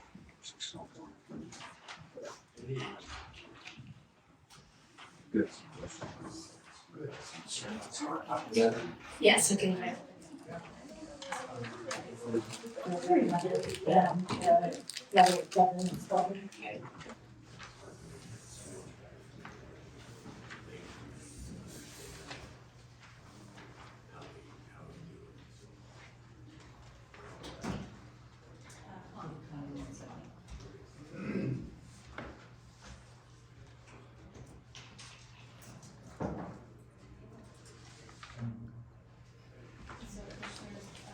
The auditors did ship her down copies last week. We don't know where they are right now, so you did not get the bound copies. Well, I'm sure like she'll get back to her office and they'll be sitting there waiting for her. Okay, go ahead. Okay, awesome. Well, good morning, County Commissioners. So, this is like said, this is our first year doing your audit, so what I'll do is I'll give a little background of the firm, myself, and then we'll get into the fun, the numbers of the report. So I work for Carpenter Lord & James. We're a CPA firm. We've got offices in Layton, Utah, Missoula, Montana, and then Sheridan and Gillette. So my name is Kevin Cornea. I'm a CPA. I'm the audit manager of the Sheridan, Wyoming office. And like I said, yeah, this is our first time auditing you guys. We audit, I think, 5 different counties throughout the state, handful of local municipalities, 8 or 9 school districts. So we're pretty well versed in Wyoming state statutes, and all that fun stuff that's applicable to the audit. So what we'll do is we will jump right into the audit report. And what I like to do is I like to go over the audit reports first. So these are, you can kind of think of these as the conclusions, after all of our work performed. These are kind of the results. So we're going to start off on page 1. And this is the independent auditor's report. So this will just be right after, there's like the table of contents. And then this is considered page 1 of the report. So like I said, this is essentially the conclusion regarding the financial statement audit. It's our job to offer an opinion. So what I'm going to do, I'm just going to read that second paragraph there. It says, in our opinion, the accompanying financial statements present fairly in all material respects. The respective financial position of the governmental activities, the business type activities, the aggregate discretely presented component units, each major fund, and the aggregate remaining fund information of the county as of June 30th, 2022, and the respective changes in financial position and where applicable cash flows. Therefore, the year then ends in accordance with the county principles generally accepted in the United States of America. So just a mouthful of a paragraph there, really long run-on sentence, but it's just essentially a clean audit opinion. The underlying financials, so the rest of this document, we believe they're presented fairly. The rest of this report is just kind of standard language regarding responsibilities of the auditor, responsibilities of the county for the audit, and then a little bit about some of the supplementary information that's kind of required with the government financial statement. Now we're actually going to go all the way to the back. And this is going to be page, I got it written down somewhere here, 45.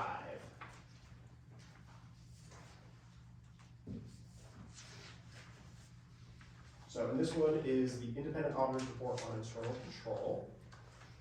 Give me a second to get there. So this is with a government audit. This is another required report, and basically what happens is with an audit, we design our audit procedures and we're allowed to consider internal controls. So we do not offer an opinion over the internal control structure of the county, but we are allowed to test them and kind of assisting our testing over any of the transaction classes. And then if we do find something that we consider an internal control weakness, we report it here. So at the bottom of that page there, we did identify one deficiency in internal control, and it will be referenced as 2022-001, and a little later there's going to be kind of more detail on that. But that is essentially that report. And then the next report, so about 2 pages down, this is the independent auditor's report on compliance for each major program. So this is a result of spending over $750,000 of federal funds. You had one last year. I'm guessing it's probably not too often that the county here, is that correct? That a single audit? So a little background on a single audit, since it's not something you have every single year, you have the last couple of years, but like I said, you spend $750,000 of federal grant money. This triggers an additional audit, and this is more focused on grant compliance. The first audit is just more over the financial statements, cash balance, revenue, that type of stuff. This is looking at specific grant requirements over the major programs. So for you guys, so what we do is we come in, we get to what's called the CFA, and it's a schedule of expenditures of federal awards. It's basically just a list of all the different grants and how much was spent under each. We do some kind of calculations and we determine what's considered the major program. For you guys, it was the coronavirus state and local fiscal recovery funds. So it's probably not surprising. Most of the money that you received from a grant was COVID related. So that is what we tested this year. So in this report, it kind of combines, kind of like those first two reports we went over. There's kind of an opinion on the financial statements. This one, there's going to be an opinion on the grant itself. And then if there are any internal control weaknesses. So that second paragraph there again, in our opinion, the county complied in all material respects with the compliance requirements referred to above that have a direct and material effect on each of its major federal programs from the year ended June 30th, 2022. So you can see that's considered a clean audit opinion on the compliance for our major program.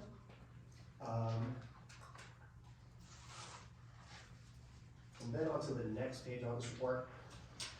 At the bottom of the next page. Kevin, what page are you on again? So I'm on 48 now. Yep, so 47 is the beginning of this report for the single audit. And then, so bottom of page 48, this is the report on internal control over compliance. So likewise, we consider internal control testing when we're doing our single audit, and if we have deficiencies, this is where we report them. So first paragraph there on the bottom of page 48 is kind of the introduction. And then the next page, so page 49 at the top, we do have a couple of deficiencies. References again 2022-001, so it's kind of like a carryover between the two, and then there's a 2022-002. So an additional finding regarding grants. Now we'll go to the next page. So this will give more detail on those findings. So this is the schedule of finding in question costs. So this is kind of an easy way. So if you ever are looking at an audit report for any entity, you can flip to this page and it's essentially just a little checklist, and you can see it's like, oh, was it a clean audit opinion? Do they have issues? Do they have findings? And this just kind of summarizes it. So the first section is regarding the financial statements. So that's your annual audit. You'll have, the financial statement audit every single year. It was an unmodified opinion, so a clean audit opinion. There were no material weaknesses, but there was a significant deficiency identified. So that was that 2022-001 that I referenced earlier. And then the next section is specific for federal awards. So this was a result of having a single audit for spending over $750,000 in federal money. No material weaknesses.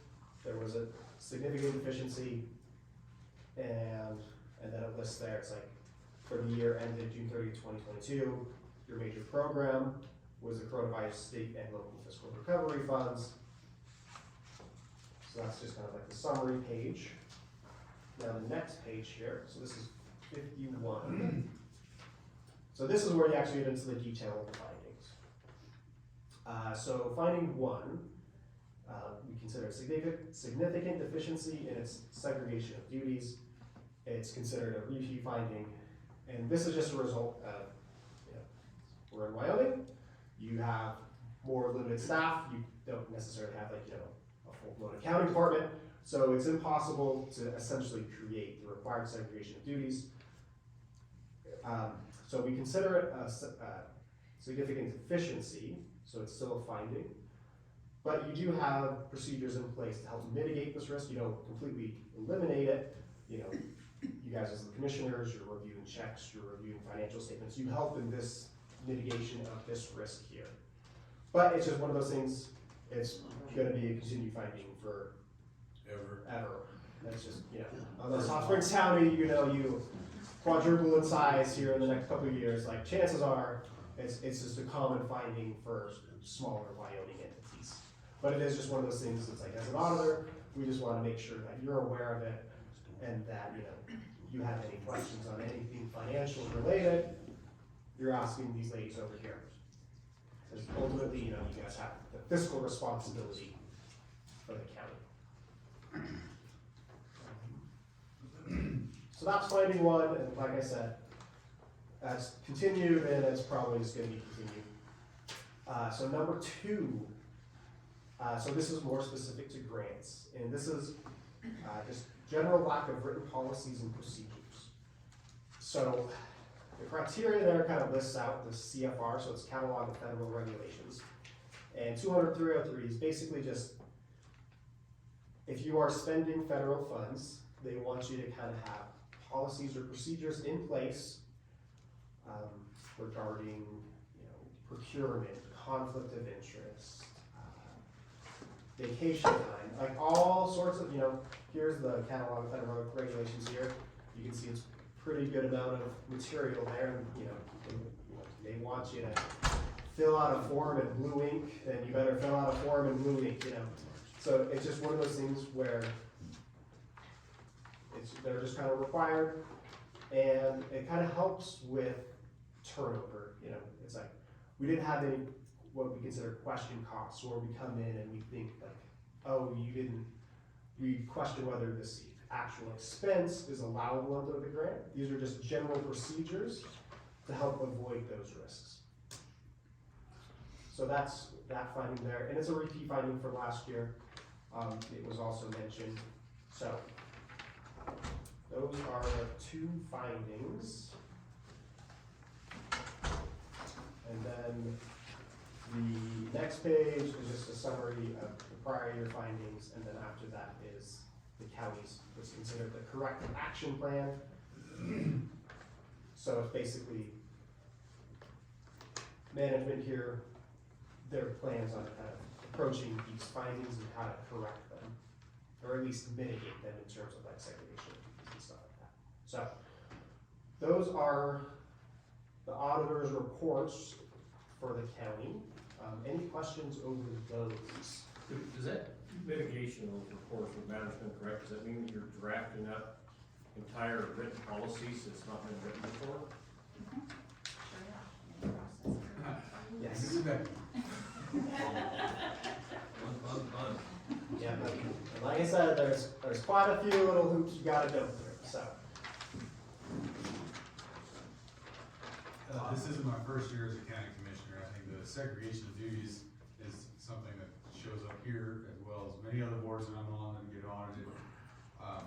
In your opinion, I suppose we don't want to single anybody out, but you said that you audit 5 other counties in Wyoming.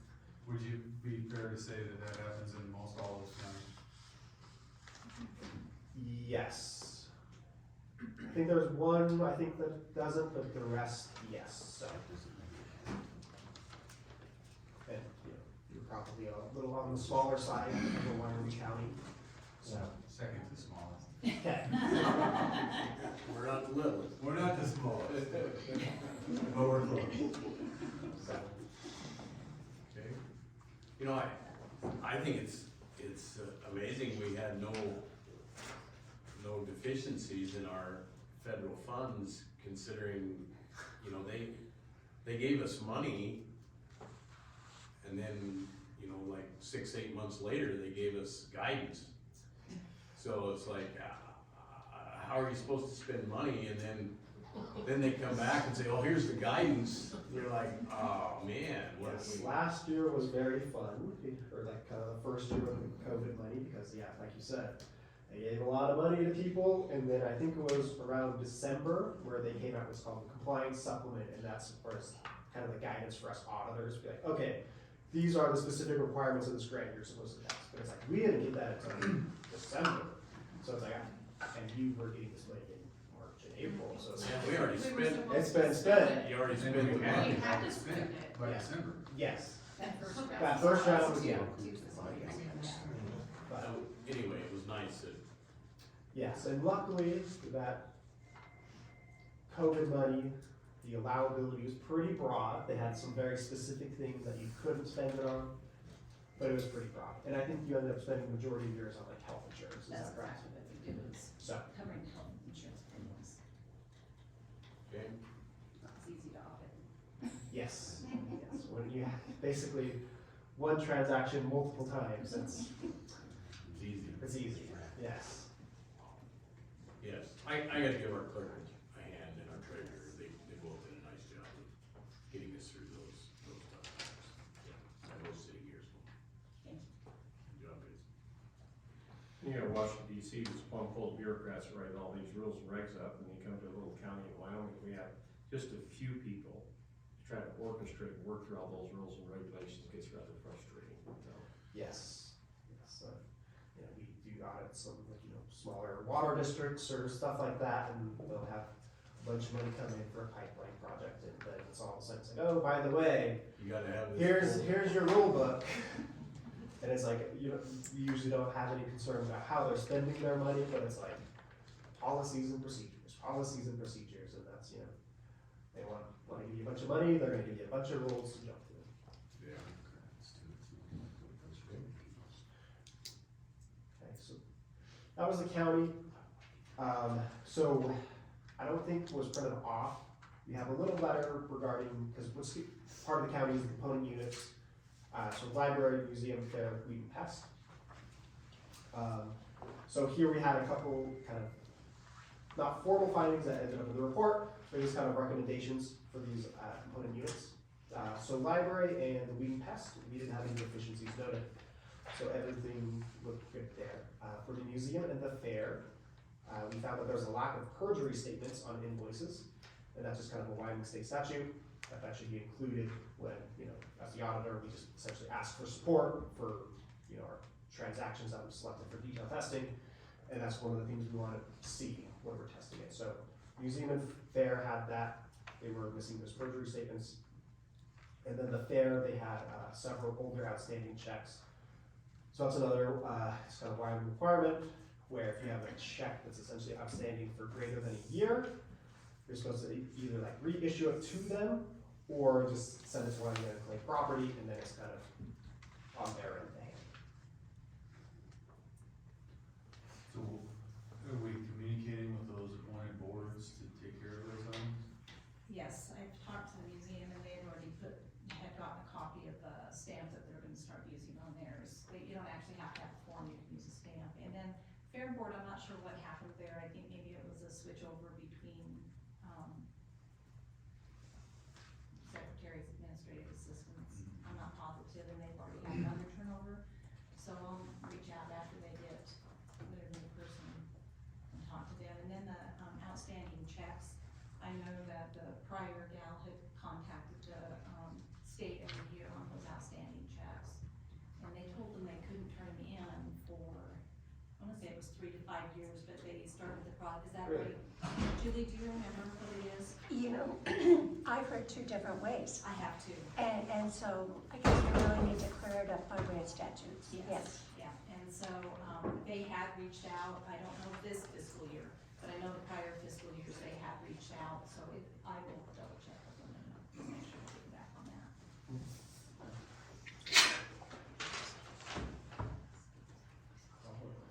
So that's kind of the auditor's reports. And then next is kind of the financial statements. So, you know, from the accounting perspective, this is more of the fun stuff for me, the numbers.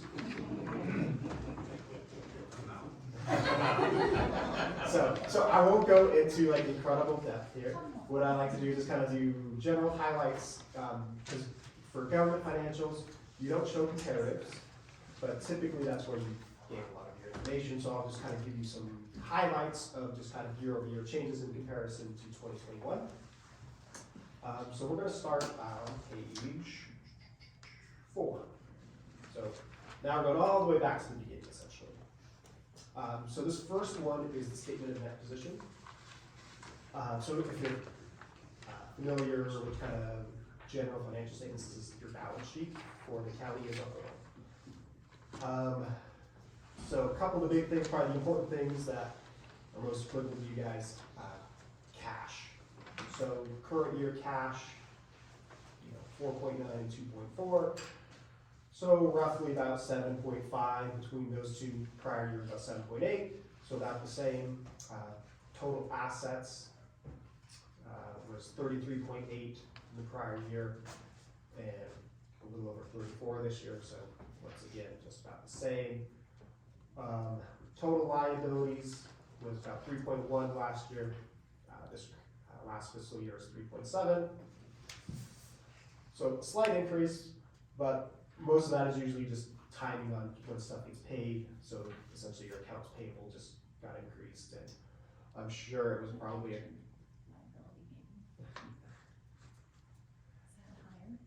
So actually the pension was down slightly. So accounts payable, it was primarily a result of construction.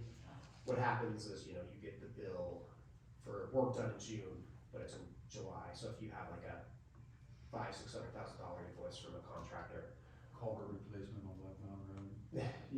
you get something big like that, and all of a sudden, that's why your accounts payable could just kind of increase year over year, just kind of timing when those payments come in. So the next page, I'll go in too much detail here. So this is the statement of activities.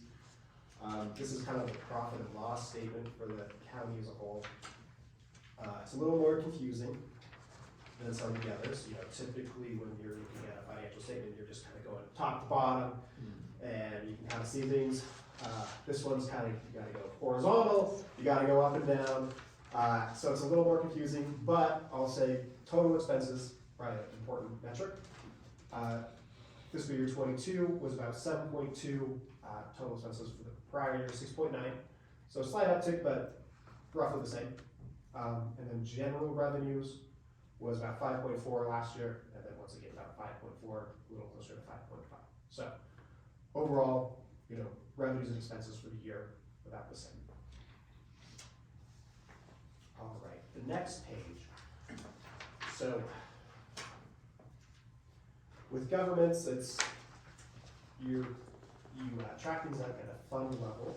So those first two just looked at everything as a whole, and then now we're getting into more detail within like the specific funds. So these are what are considered governmental funds. So the first, and for you guys, all you have is the general fund. So pretty easy, and once again, it's essentially your balance sheet here. Total assets was 5.1 in fiscal year 21, 5.1 again in fiscal year 22. And cash was roughly the same. And otherwise, pretty consistent year to year. Liabilities, once again, same reasoning as before, did have a slight uptick. We're going to skip this next page. That is the reconciliation. So that is how you could take that balance sheet for the governmental funds and kind of reconcile it to that first report.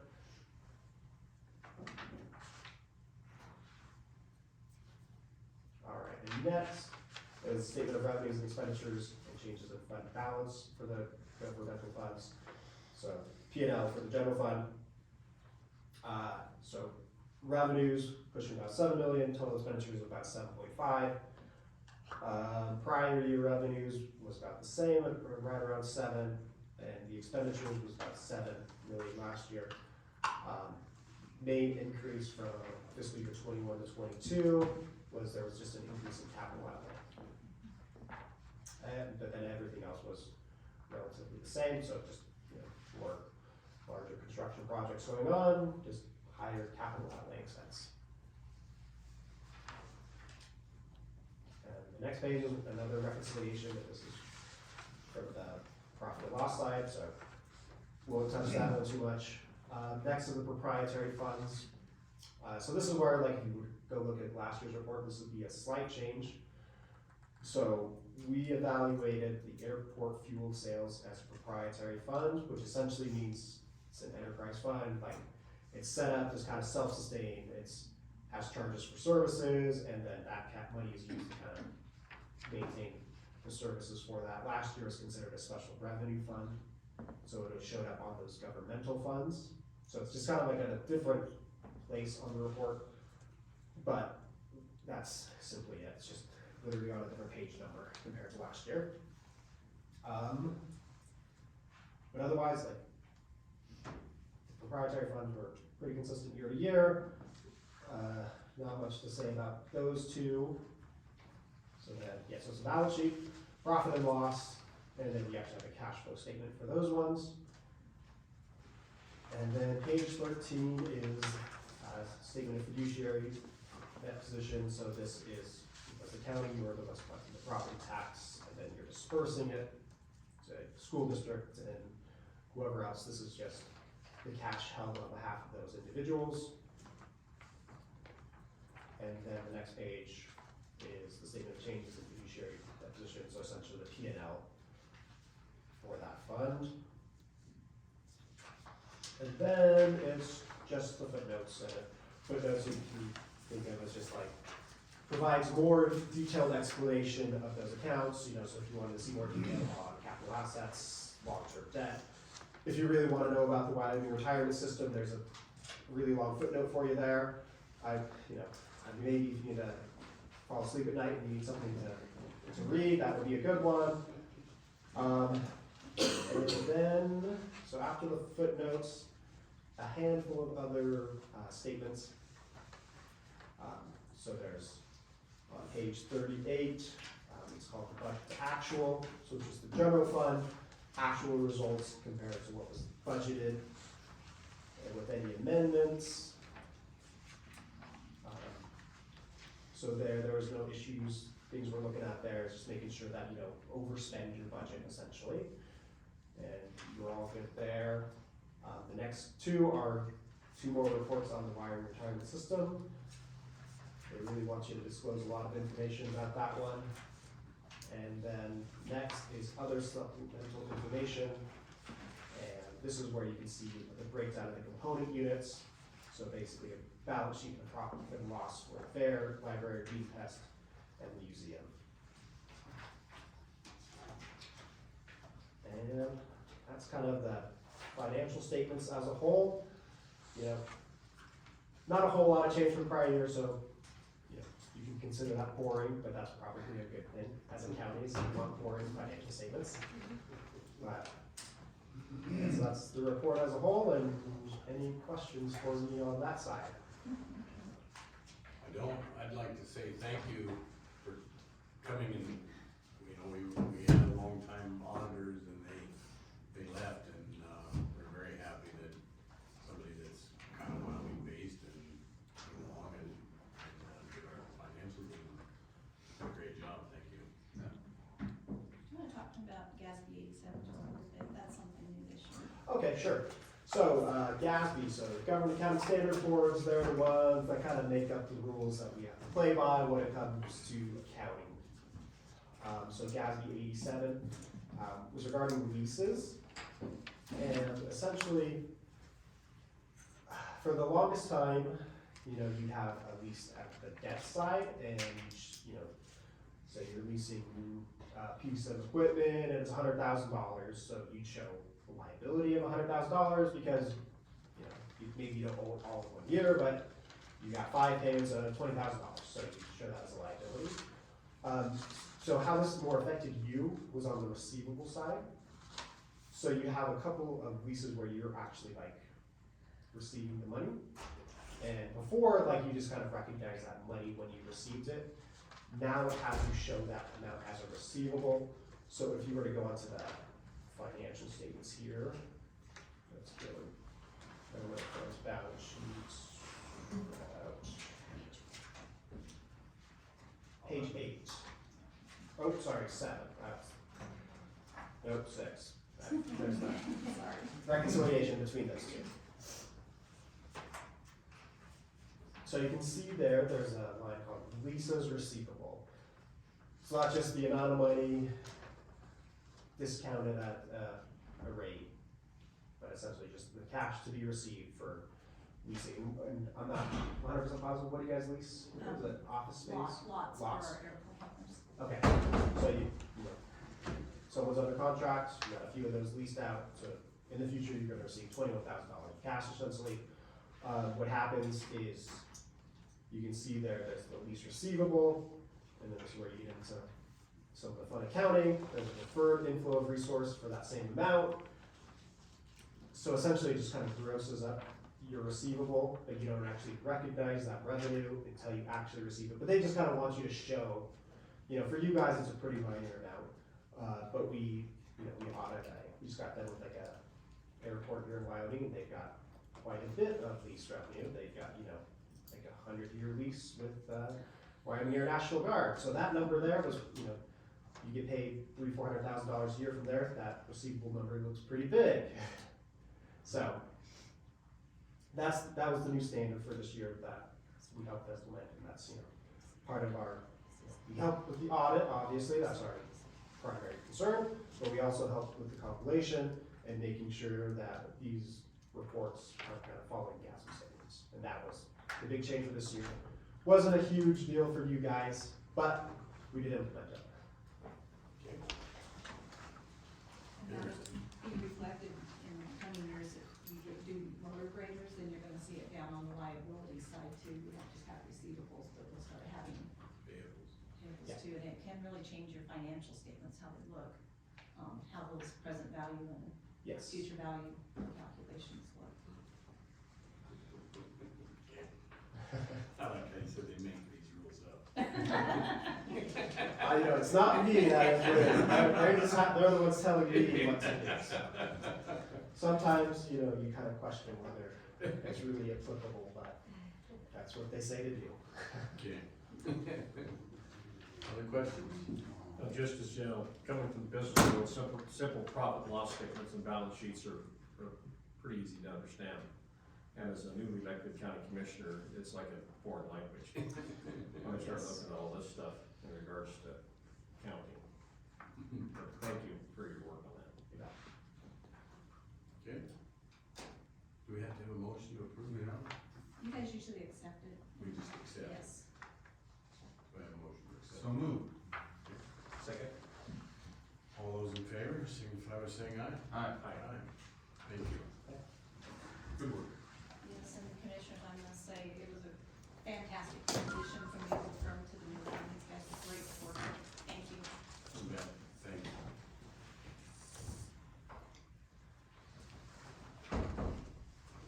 Okay.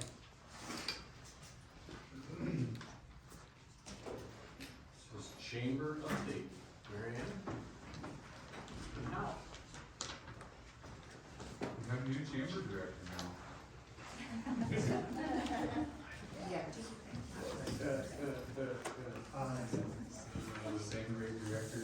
Different last name, and yesterday the adoption was funded, so. Congratulations. Wow. You were going to do the talking, I'm just a pretty face. I'm the pretty face.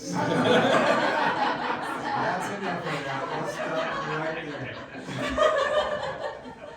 Well, we just wanted to come and touch base, because one of the things that the chamber does work for is to be the hub of communication, and with the change of just new personnel, new commissioners and stuff, we figured we would come and just kind of touch base, make sure to invite you guys to our board meetings. I know that in the past, Phil has attended some, and that kind of helped us on what the commissioners were working on. That way the commissioners knew more of what the chamber does, because that's one thing that we struggle with, and we've struggled with, is letting, or people realizing what all we do. Yes, we do help tourists, we help local businesses, but we do a lot more. So we just wanted to come and say congratulations and invite you guys to our meeting, and if you have any questions, how we will help you. Sometimes I can do more than that. But yes, so that's all that we wanted to do. I see in our correspondence, the nominations for business citizen and nonprofit of the year are out. Yes. Did we just see like we just had to change it now? Well, we just had the chamber banquet. Well, what happened is our banquet used to always be in March. But with COVID, we were shut down, so it moved it to the fall. And we had even toyed with it before COVID of moving it to the fall, because in the springtime you have a lot of different banquets and everything, fundraising going on. And so COVID just kind of pushed us to move the banquet in the fall. And so since it is for 2022, the business, citizen, and nonprofit, we do send them out at the beginning of the year so people can kind of remember the highlights from the previous year, but we don't give the results until our banquet in October. Okay. But yes. Thank you. You're welcome. So would you like to come to our meeting Thursday night? Thursday night? Yes, 6 o'clock at Bighorn Federal.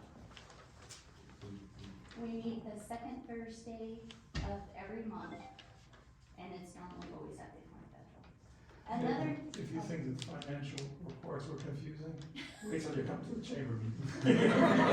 Are you still the chairman now? Well, and another thing that the chamber is bringing is we are doing a work-ready food camp. So where we are targeting 14 to 18-year-olds and doing a 6-week course of soft skills. They don't know how to communicate, look people in the eye. So it's just teaching them those so that they're more of a successful employee. Plus, one of the things I always get feedback is there's no workforce. And so we were hoping to offer 2 sessions, but then the young adults aren't that ambitious. So what we did is we took some feedback. We took some of the feedback because we had set it up for Wednesday, and the high school kids are really into youth group and stuff. So we changed it to a Monday. We've had a few more young adults sign up, and we're hoping to have 15 work-ready, I always call them kids, for the workforce by June 1st. And so hopefully that will work. Another idea I have is young adults need those skills also, is maybe offering that. And even offering it to the senior citizens, since we are considered a retirement community, and add a component of technology, because I think that's what keeps some of them from applying is the point of sale systems and stuff like that. So if we add a component of technology, maybe they would be more apt to go out and get a part-time job, and then in the same hand, train our business people that yes, you have a full-time position available, fill it with 3 part-time. And stuff like that. So I mean, I would love to have all of that done by the end of the year, but that's still kind of ambitious, but don't be surprised if it happens. So I appreciate changing the workforce ready thing from Wednesday, because that was a conflict with the young people in my house. Right. It happens Mondays. It will start April 3rd, Okay. and it goes from 6 to 8 o'clock at Bighorn Federal. And I have to give kudos to my board, because when I pitched this idea to them, and I'm like, and you guys will teach it. I said, that means only 1 week, 2 board members, and they're like, yes.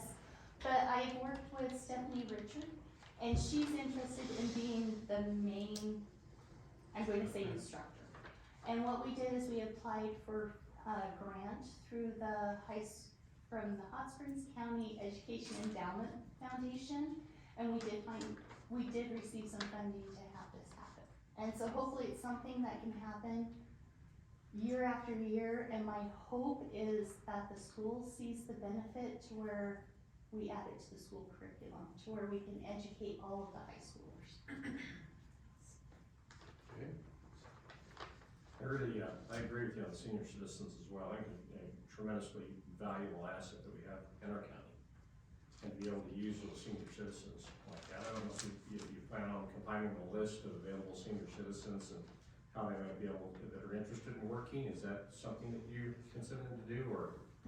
I've thought about it, but what I'm going to do is, this won't happen until the fall, because I'm going to get through a few things before, but going to the senior center and then but if you know of a senior citizen that would be interested, have them contact us at the chamber. And I mean, we'll add them to the list, that way when we have it up and going, we can make sure to have them participate.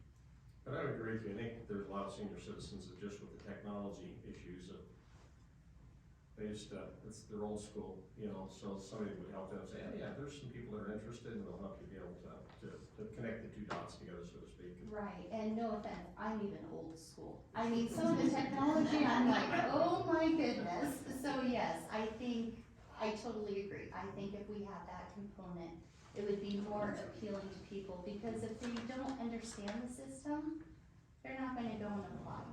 So, I mean, if we have it to where they have a basic knowledge of it, I think it would be more successful. Okay. Thanks.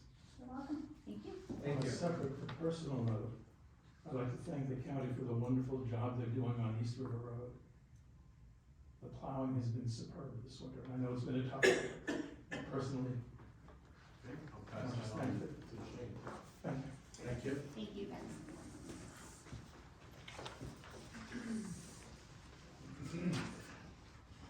Dan?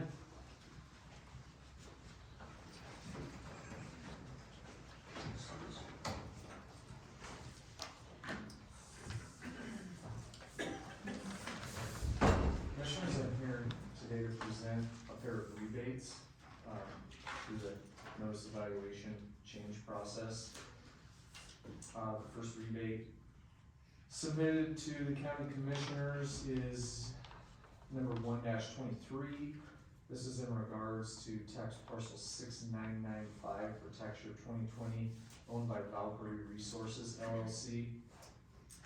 NOVC 2023-12 was submitted by the Department of Revenue to my office, and it necessitates a rebate of taxes for 2020 on said parcel of $618.76. And rebate number 2-23 in regards to tax parcel 6894 for tax year 2021, owned by Foreland Resources LLC. NOVC 2023 number 4 was submitted to the by the Department of Revenue to my office, and this necessitates a rebate of taxes for 2021 on said parcel of $2,492.62. And I am here to get your approval to submit these rebates to the county treasurer. Oh, just one at a time. Mr. Chairman, I move your signature on rebates 23-1 to Valkyrie Resources for $618.76. I second that. Second. All those in favor signify by saying aye. Aye. Motion passes. Mr. Chairman, I also move your signature on tax rebates 2-23 to Foreland Resources, total amount of $2,492.62. And ask that the good assessor brings us some supplementals next time as well. I'm working on it. I held out as long as I could. I'd second that motion. Okay, yeah, any discussion? You know, Commissioner Lumley, he sort of insisted on that. You couldn't bring a rebate if you didn't have a supplemental. I agree with him. I just can't make it up though. Okay. All those in favor signify by saying aye. Aye. Good job, man. Thanks. Did you guys have any questions? I know Commissioner Galvich, this might be the first time we've seen one of these. Actually, one of the questions I had, and I don't know if we're gonna discuss that later, was on the acquisition of the property by a reservation. It's in our notes, I don't know if we're gonna discuss that later, but, and when that happens, then that comes off the tax rules and records, it's like a Reed property, I believe, it was referenced to. It was acquired by the reservation, and so when that happens, that comes off tax rules, right? Yes and no. It depends on how they actually purchase the property. If it's purchased by one of the tribes, it remains on the tax roll. If it's purchased by the U.S. in trust for one of the tribes, then it comes off the tax roll. Okay. So technically, those parcels owned individually by the tribe, not in trust, are taxable. No, they're not reservation properties. They're just regular fee land that the tribe owns. And we do have some of that in the county. But it's US trust stuff, it comes off. So I've never seen since I've worked here, anything actually bought in trust for the tribe. What I think happens is the tribe has to buy them and then go through the process of putting it in trust, which my understanding, I've never been involved in this, is that has to go through Congress, get approved in order to do that. And this is what Commissioner Gallup was talking about. That is what happened. The Northern Arapaho already owned this property. and they're putting it into trust. They're putting it in trust. So it's that's, gonna pull you off. got your notice of decision from the feds Yeah. that they are putting it into So trust. I guess you didn't get that notice. I did not get that notice. Is this something new, recently?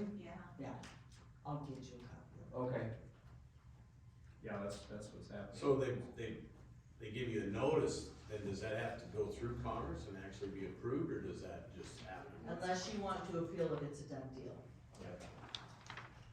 We got two of them, the other one didn't come in soon enough to be on this meeting. Oh, okay. So if you hadn't had that happen before, I guess this would be It's a happening new now. experience for you. Okay. Well, I'll go take a look. Looks like there might be a map. There is, I went and looked at the legal, is why I know that. Okay. These phone numbers, not too, one of Are there two more now? Oh, there's just a legal, not an actual map. It's not a significant amount of acreage, I noticed, but it's been alteration in your records. for sure. Yes. Yes, it would be. And not necessarily regarding to, the tribe land not being taxed, but there is specific governmental property that is not taxed. We don't collect property tax on the Hot Springs State Park. Correct, on the land itself. On the land But the itself. buildings that are privately owned, we do. You tax those. Yes. So there's a piece that's real close to that, that's operated by the hospital, it's owned by the hospital foundation over there. I'll come visit with you about that. Right, and typically all hospital property is exempt as well. Okay. Thanks, Dan. Thanks, Dan.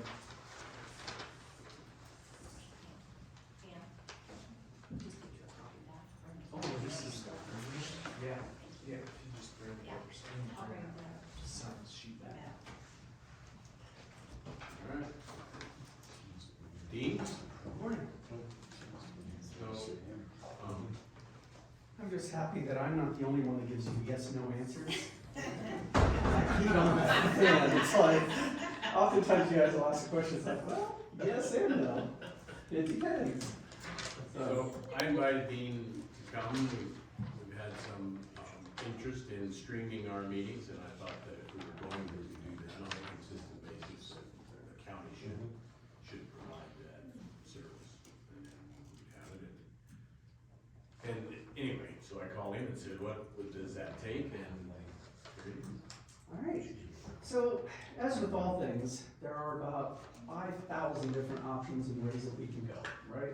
Some of them as elaborate as multiple cameras and somebody to sit here and actually control those cameras and manage what that content looks like when it actually goes out to the internet. Other options are as simple as using the equipment we have here in the room and doing it kind of like a Zoom meeting. So you can have kind of a video conferencing kind of feel, or we can do it a video streaming kind of feel. A video streaming is more just one way, just out to the audience, and that can cost anywhere from $500-600 a year for the service to do that.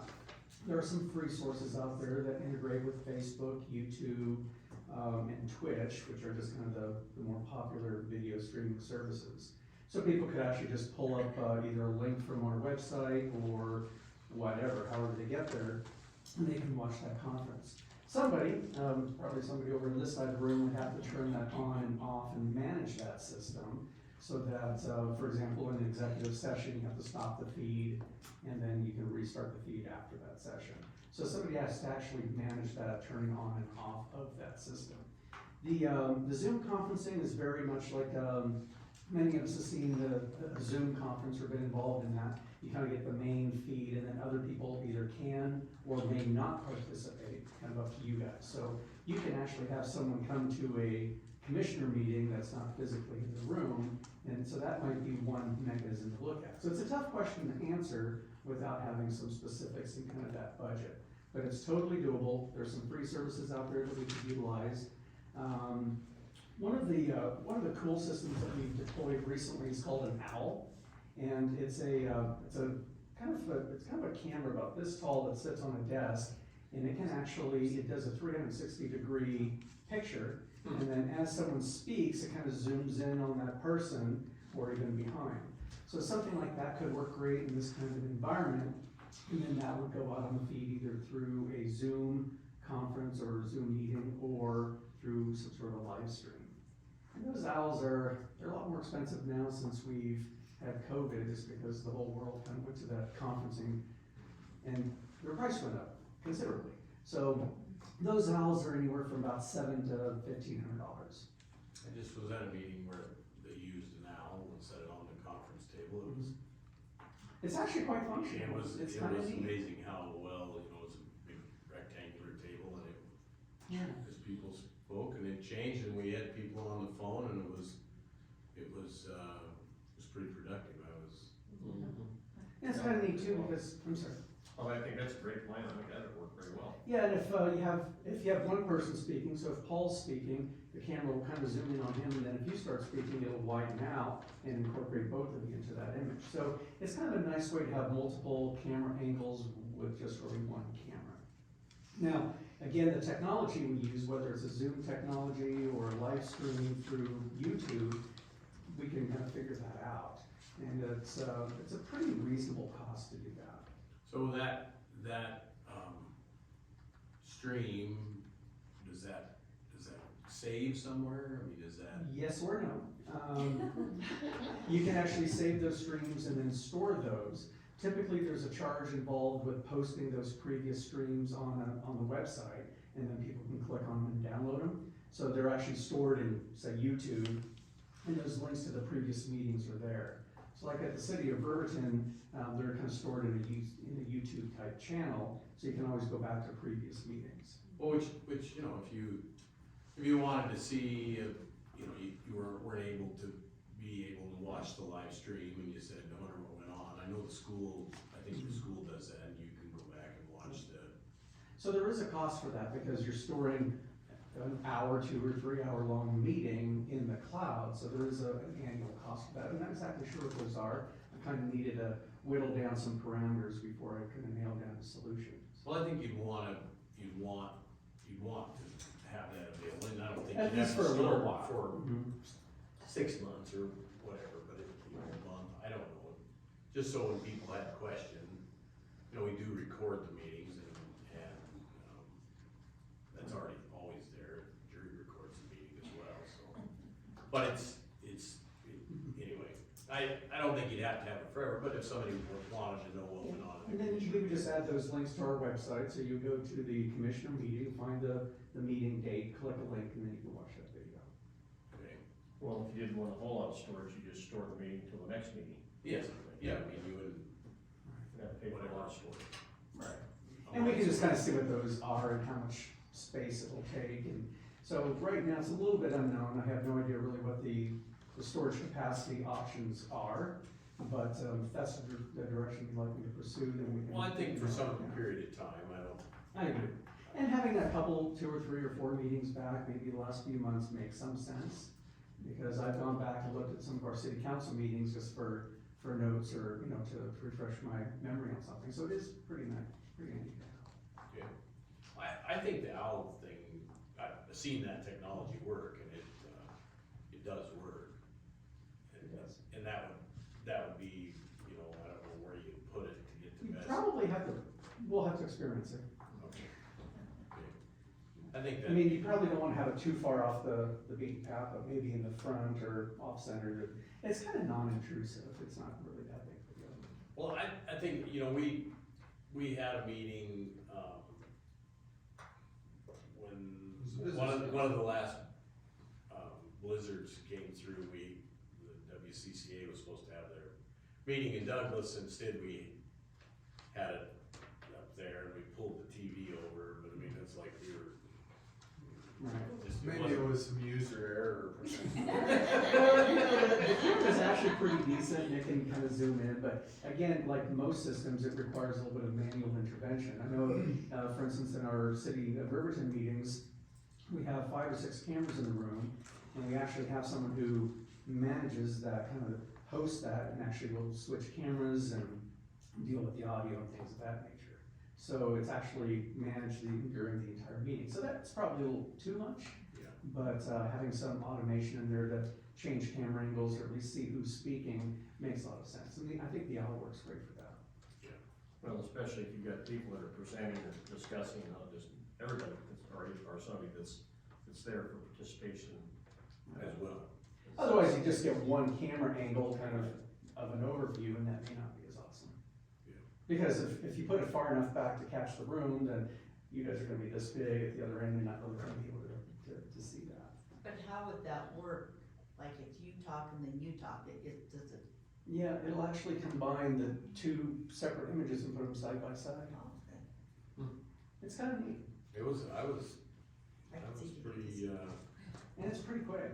yeah, it just took a little bit for it to get warmed up. It was really cold that day, they brought it into the office. They didn't want to work. Everybody looked fuzzy until until we got more frost came on. It was, with TV and the people were able to, it was good, a little better than the experience. Last one we had with, the business council, it was a little better, we got a little clearer. Yeah, being a little closer, so if you're more in a conference room type of environment, the system works really well. Especially, and the remote for this is pretty easy, you can have some presets, so, Penny or someone can sit over there to get 1, 2, 3, 4, to get different views, but again, having to manage that is a little bit arduous. Yes. Especially if you're trying to manage the other systems. Maybe Connie could help us. And we just got written up for segregation of duties because we didn't have enough people in the audit. That's why we need to find something else. So now you just need more stuff to do? Yeah. Well, Tom, you're just sitting there, you can hit the button. Yeah.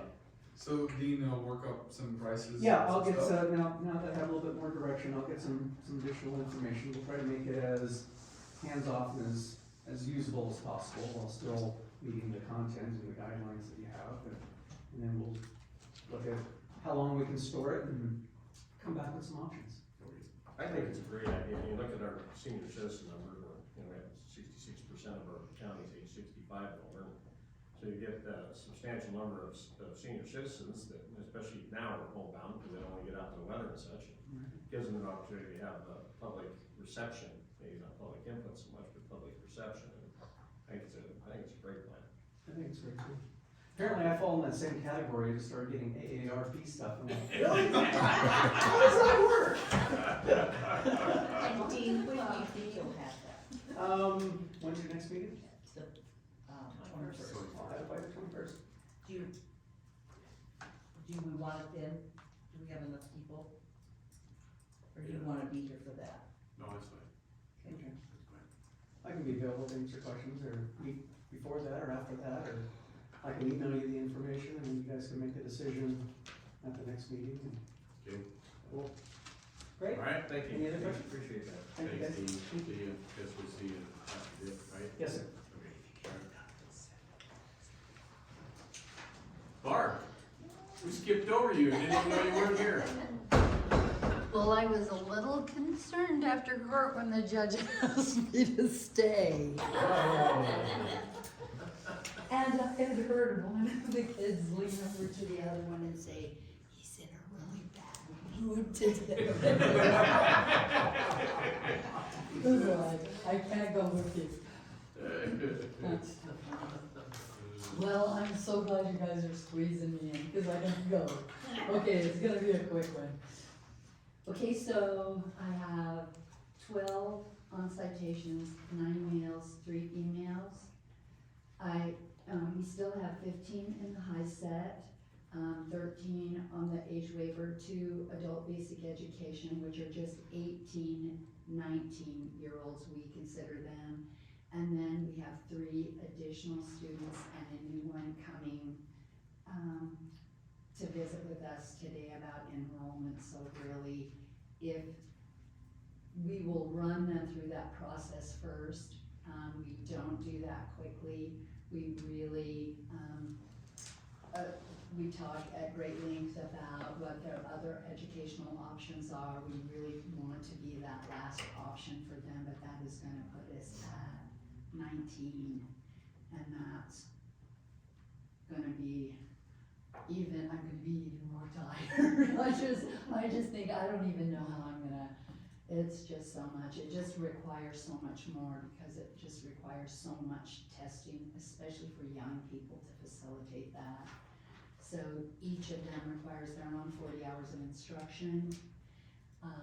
Then we post-test them again, and then we assess their growth in that, and then they begin immediately an additional 40 hours of testing if they haven't achieved that benchmark. So I mean, it's just a lot to facilitate for 20 people. I will say we have entered into an agreement with the foster grandparent program, and we have a foster grandma, which she's still showing up. That's a good thing. We received, we did get approved from the community fund for those 2 computers. So we'll be able to get those ordered, and it came just in the nick of time because the instructor's computer went to heck in a handbasket.